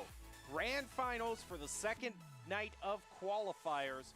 U.S. Army Esports versus Stockton. Waiting for all of them to load into the lobby, and then we will go with what I think will be a pretty exciting game, especially since U.S. Army in their past match, the last time we saw them, they were running up incredible goal leads. It wasn't really a close game. Yeah, no, U.S. Army has come alive in this second chance bracket. Now they've made it to our grand finals here against Stockton. And I mean, as we mentioned, we do have a little bit of a Boise State tie into this. The U.S. Army Juice, who's been here for a couple of the Idaho Army National Guard casts with us, and someone that I've cast with. He's actually the manager for this U.S. Army Esports team. So kind of got that rooting interest myself personally for U.S. Army Esports, because Juice is a fantastic guy. So really hoping he's able to have his squad come out on top and get that #1 overall seed. From this night, of course, they'll be tied alongside the team from Monday, who also came out on top. But it's just, anytime you have double elimination set up, it always obviously favors the team coming from the winner's bracket, because, of course, they won every single game. It's going to be so hard. But, I mean, the fact that it's best of threes is the one thing. I always talk about best of threes are kind of tricky, Jim. I think the one thing that benefits both the U.S. Army is they only have to win 2 games and then 2 more. If it's like a best of 5, could you imagine playing 10 straight games? That's the part where it gets kind of tricky. So the fact it's only best of 3, not going to say it favors the U.S. Army, but it definitely helps their upset chances if we get to the reset. Well, let's get into this grand final first game. And it looks like the rain has finally let up in the virtual arena. It is nice and sunny. And I would have it no other way for these grand finals. So, no, we're having disconnects, unfortunately. Okay. We're having disconnects. It's actually sounding like we saw our spectator had that duplicate login event happen. It sounded like, from reading the chat, that has been happening to some of the players all night. It sounded like Stockton said that's what actually happened to Bus. That's why he just disconnected. They said Top Cheese has been having it all night as well. So very, very interesting. As we said, it's always unfortunate, but it is in the rules. If a team scores before anyone disconnects, the game is counted as official. We will not remake. We will not do anything. We will just play on. Which makes a kickoff, kind of a goal kickoff, even more important. Yeah, because if someone scores and then they disconnect, the game's official. So, of course, you're never wanting that to happen. It always is a very unfortunate thing. Sounds like there's some weird things happening on everybody's end. So it does sound like, luckily enough, our spectators isn't trying to be hacked, which is always a benefit in itself, that they're not trying to have their account hacked. Well, but we were talking during the break, it would be the worst time to try to it's like we got infiltrate proof. someone's account, because, you're doing it right on camera. But, yeah, I mean, that just adds it's like a weird thing we have to watch out for, you know. Could someone disconnect after a goal gets scored? That makes a comeback even harder. I mean, we saw that actually happen in our Brigade series, where Trizzle disconnected for, I think, about 30, 40 seconds. It felt like it was a pretty quick reconnect, all things considered. But those 30, 40 seconds could be huge if you're down a goal, down 2 goals. Maybe it's in the final 30 seconds where someone disconnects. So hopefully we get a clean grand finals here. But just in case something does happen, so we're all on the same page. If a goal is scored, game is official. We will not remake. We will not do anything of that. So somebody disconnects after it's already 1-0. Unfortunate, but hopefully you can power through it. Yeah, hopefully you can. Of course, I would think that the U.S. Army, having made their way through the lower bracket, is already a team that can kind of take a little bit of early challenges and adversity and be able to work their way through it. But Stockton has really kind of stayed on top of the bracket for the entire night, hence them getting to the victory in the winners' finals. Yeah, unfortunately, we didn't get to see all of Stockton's play. We were usually stuck down with that UT Arlington side, so we haven't seen too much of them. But the 3 games we saw from them, which were incredibly fantastic series against UT Arlington, it really did feel like, especially game 1. After that, UT Arlington did a great job of adapting to Stockton's speed. Stockton just felt like the fastest team we've seen all night. They had so many people in the goal. It felt like they basically had 2 guys in the goal and then 2 guys downfield. It felt like a 4v3 at times because of how fast this team plays, especially Dark and Bus. They played fantastically. Top Cheese as well. This team is the complete package, and like I said, I really expect Stockton to just come out on top and end up winning this one. But hopefully we're good to go. Hopefully we don't have any more disconnects. Trying to wait for our grand finals here to get going. Everybody looks good to go. And here's our first kickoff. Oh, Dark reads that perfectly. Woody's got to retreat. He's going to try and carry it the length of the field. He's got a teammate right beside him. Bus going to hit it off the wall. Aoka hits it down. Woody going to just bail on it. That's a great save by Dark. Now look out, Woody. Pass to Zach, who scores the goal right off the bat. And I have to say, even all 3 members played a role, because you can see that demo there taking one of the members away from Stockton. Yeah, that member might have been able to get back in time. As you said, all 3 players on the U.S. Army playing spectacularly here. First goal, like I said, I didn't expect this. Great kickoff there for Bus. Top Cheese going to try and set this up. He wants to take it himself over 2 members, but he barely misses. That would have been an insane solo goal. Bus going to keep it alive. Woody now Gonna clear it. Aoka will back off, so it's Woody all alone. He tried to bait out Top Cheese. Top Cheese was having none of that. Gets the demo onto Zach, but the ball's still in front of the net. Aoka, one-timer, gonna get turned away. Trying to keep the pressure on. Bus gets stopped by Zach. Ball precariously in that midfield. Top Cheese barely dodges a demo from Woody. Great game awareness. Can he get it in this time? Yes! Well, Stockton is not going to be counted out in this final. That is some great play around. Zach was the lead. Aoka missed there.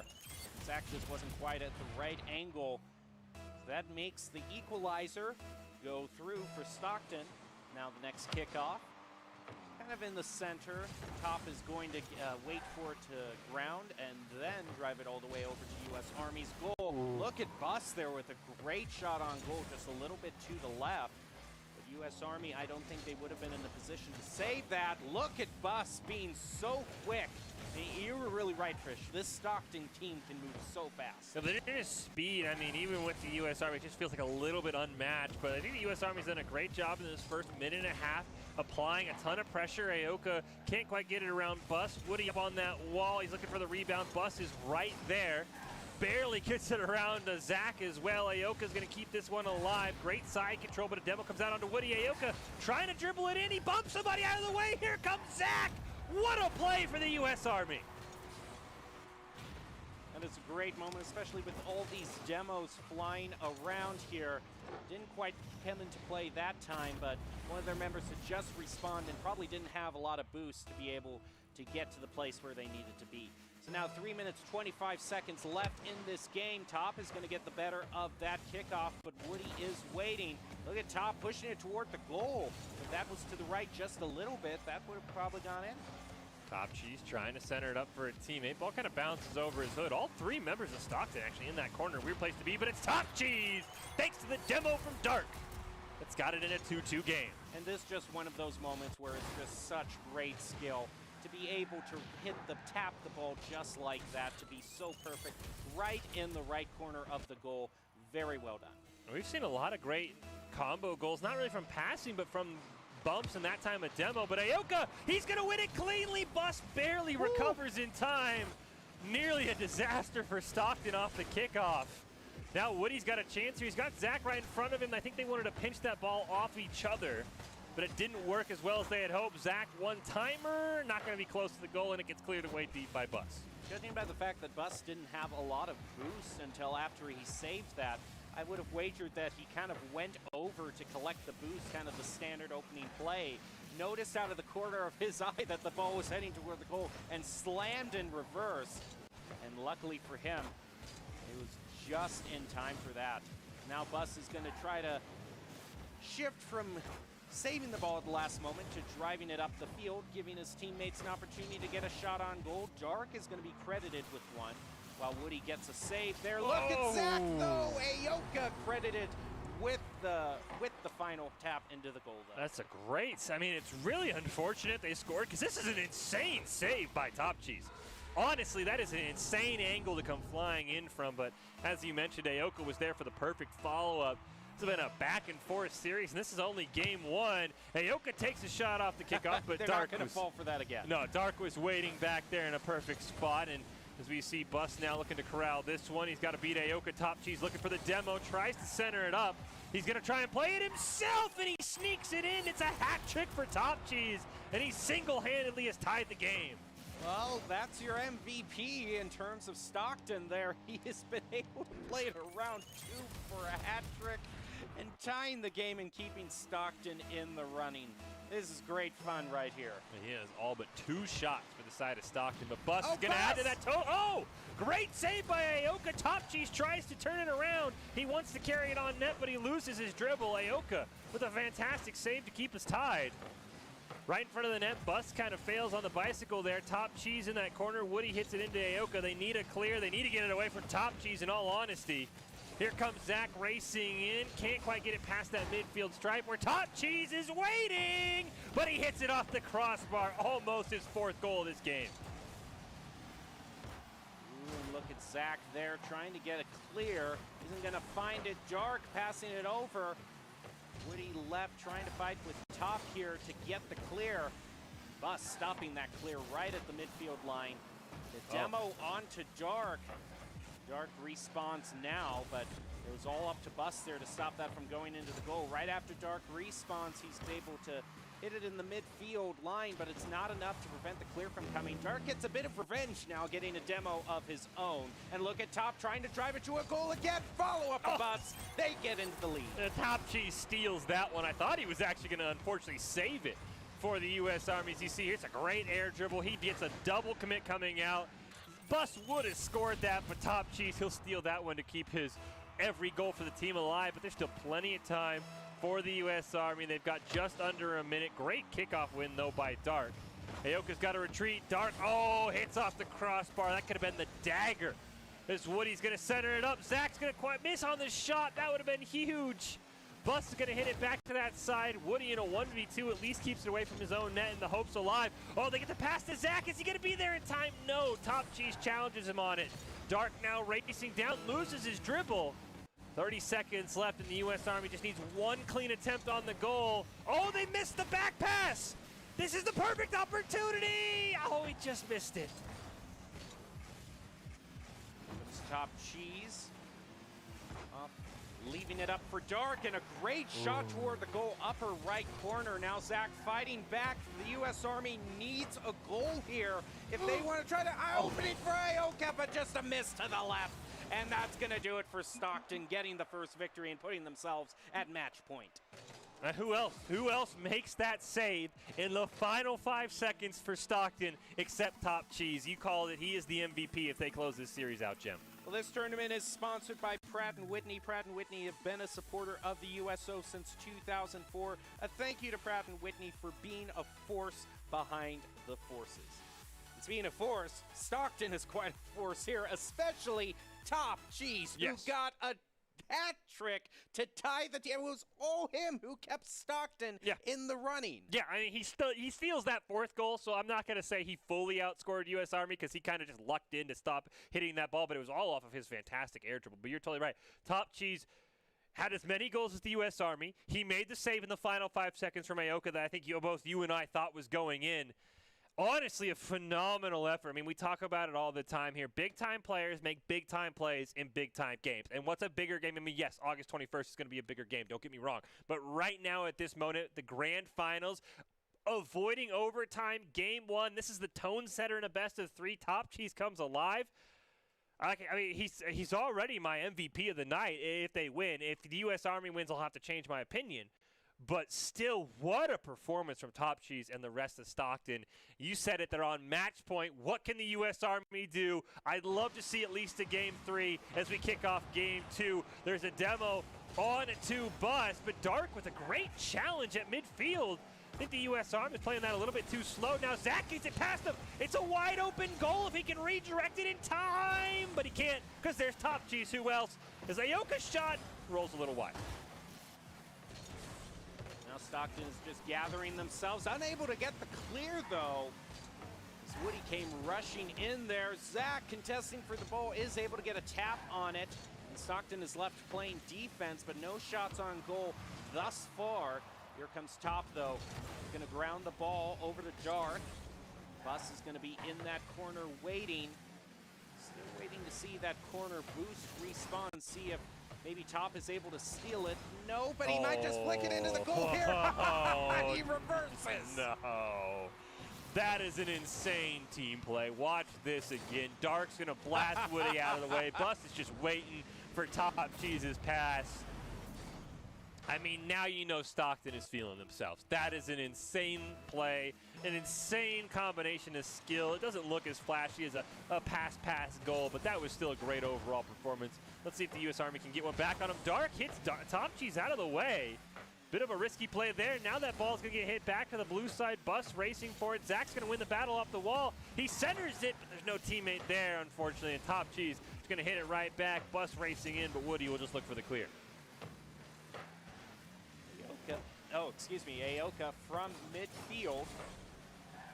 Zach trying to get the goal there. Dark is there to defend. Woody with the follow-up, ties it up, equalizes the game. After that first goal, it felt like Stockton was a little sloppy here. This is another one. Dark's just trying to get like a really lazy clear. Doesn't really try and follow that ball up, and It's a fantastic goal by Woody. I think his first on the night, and it could not have come at a better time to tie up game 2 of this series.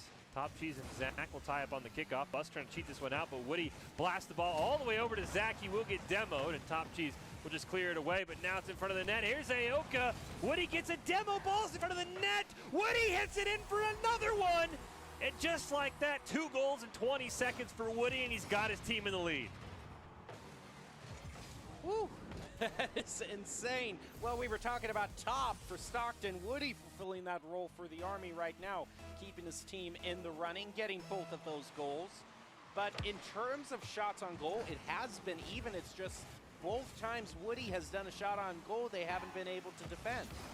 Yeah, Woody has come alive. Like I said, I think it's the first time we've seen him score when we've been watching the U.S. Army, because I don't think I'd seen that goal-scoring animation so far on the night. So a great time to come alive in Game 2 when your team's on match point, but there's still a long way to go. But Bus has got to be careful. Zach's going to challenge him. Great recovery by Bus. He's still in the corner. He does get it past Woody. Zach can't sneak it around Dark at that midfield stripe. Woody's got to retreat. Aoka tries for a clear, doesn't get very far. Centered for Top Cheese. Who else? Ties the game, but Top Cheese. That is a great teamwork, just one of those classic communications and those rotations impeccable. Top Cheese able to capitalize on that centering pass. Almost in the second half of this game. Much like our first game, very close, which I'll be honest, I thought Stockton might win this by a goal each or a few goals each game. So a huge shout out to the U.S. Army. Top Cheese tries for the double tap. Woody makes a fantastic save. Aoka's gonna blast it to length of the field. Top Cheese can't get there. And the U.S. Army makes them pay, and they've got the lead. Neither team is allowing any sort of lead beyond 1 goal to happen this round. Here we go into the next kickoff. We're almost halfway through this round. A little over 2 minutes, 30 seconds left on the clock. Zach is looking to push it toward the goal. It's right in front. Aoka just a little bit too late in that one.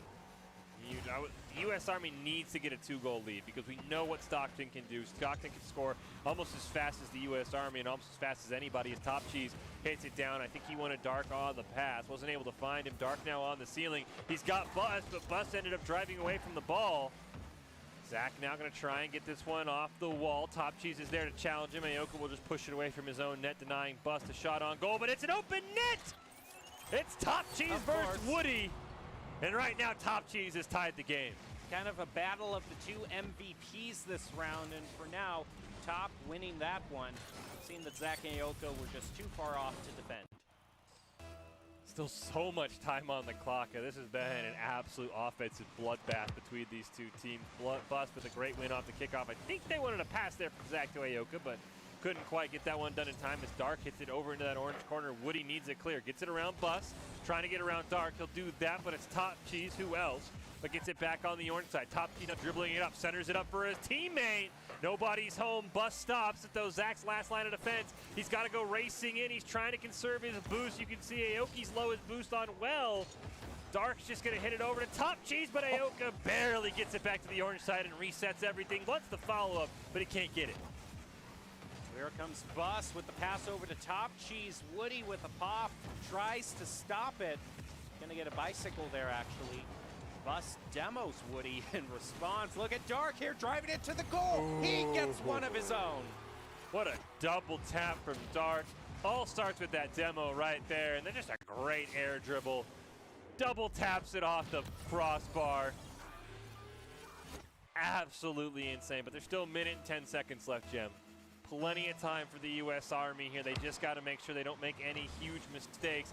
Aoka off the kickoff, gets it over to that blue side. Ball in the middle of the field. Woody can't quite get it past Top Cheese, so Aoka has to retreat once again. Aoka now wants to clear it. He's got an open net in front of him. Top Cheese retreating off the backboard. Can anybody come in for the U.S. Army? No, they can't. Zach gets stopped.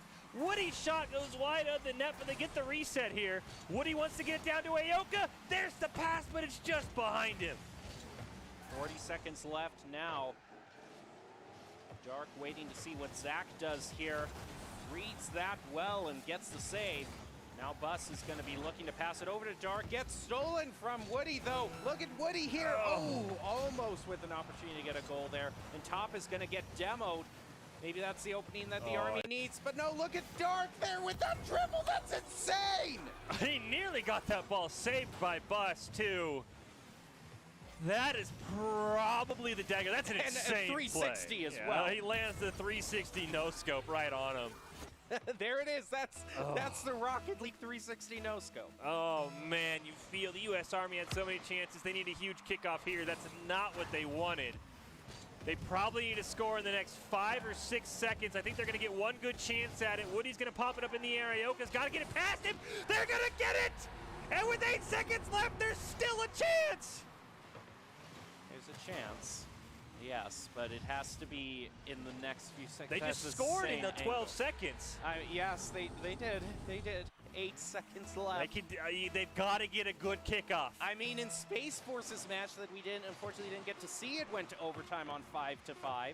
So we're just going to have to see. As long as that ball stays in the air, the match does not end. It just needs to be grounded by Stockton, and they will have won this. 2 members of the Army commit on that. Look at Aoka keeping it alive.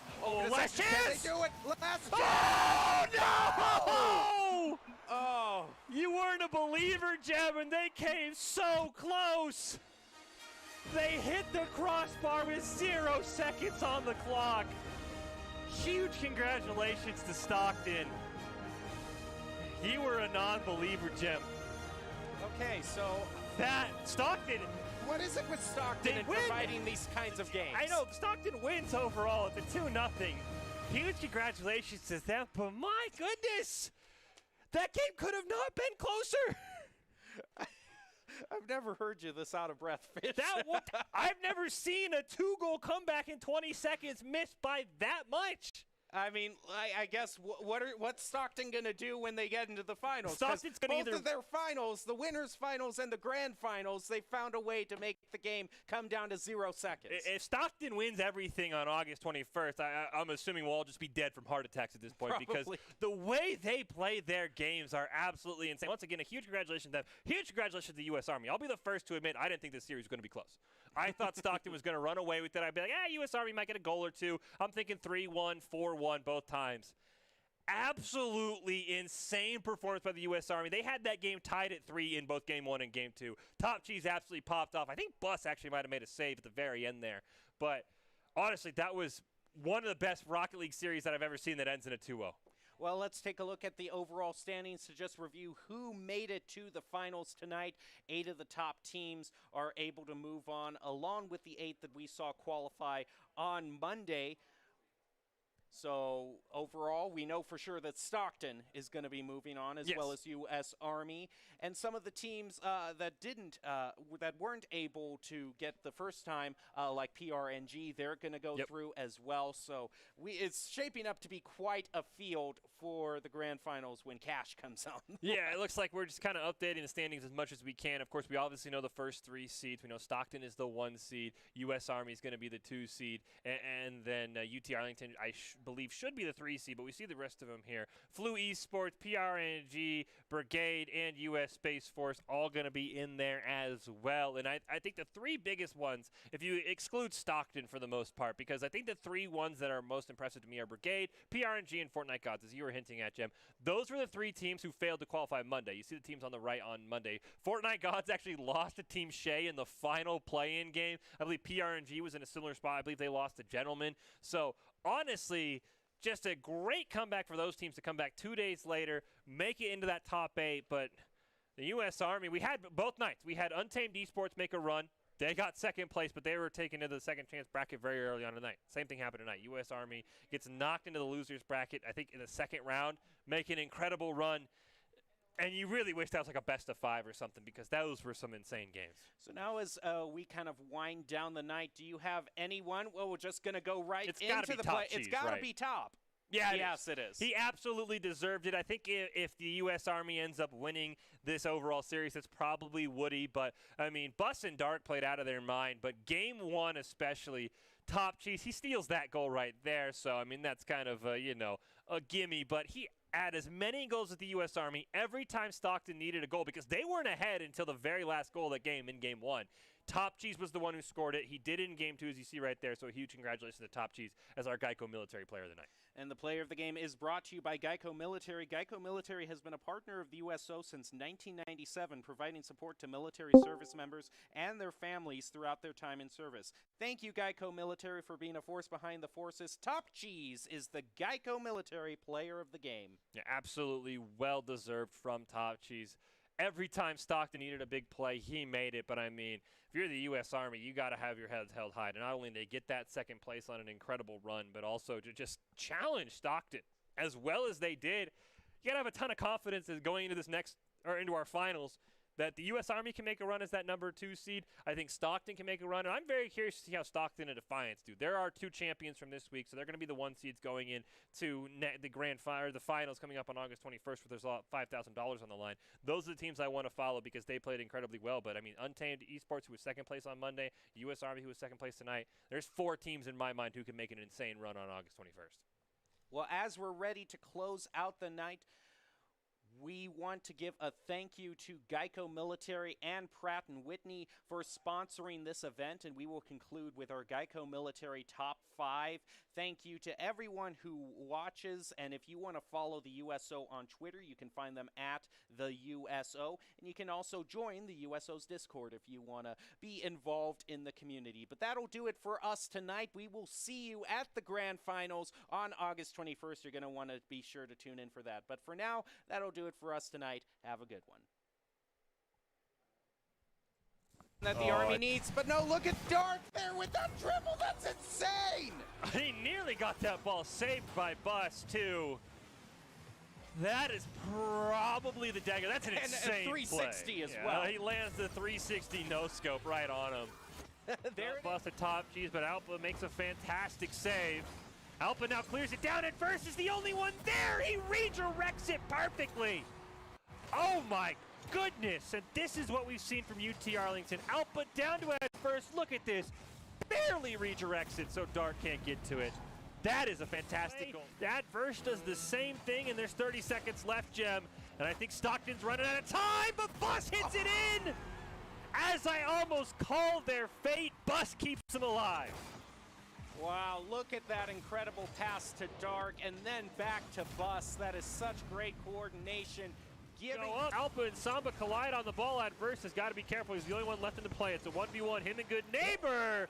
And what a play by Good Neighbor. Adverse waited until the last possible moment, but Good Neighbor gets it around him.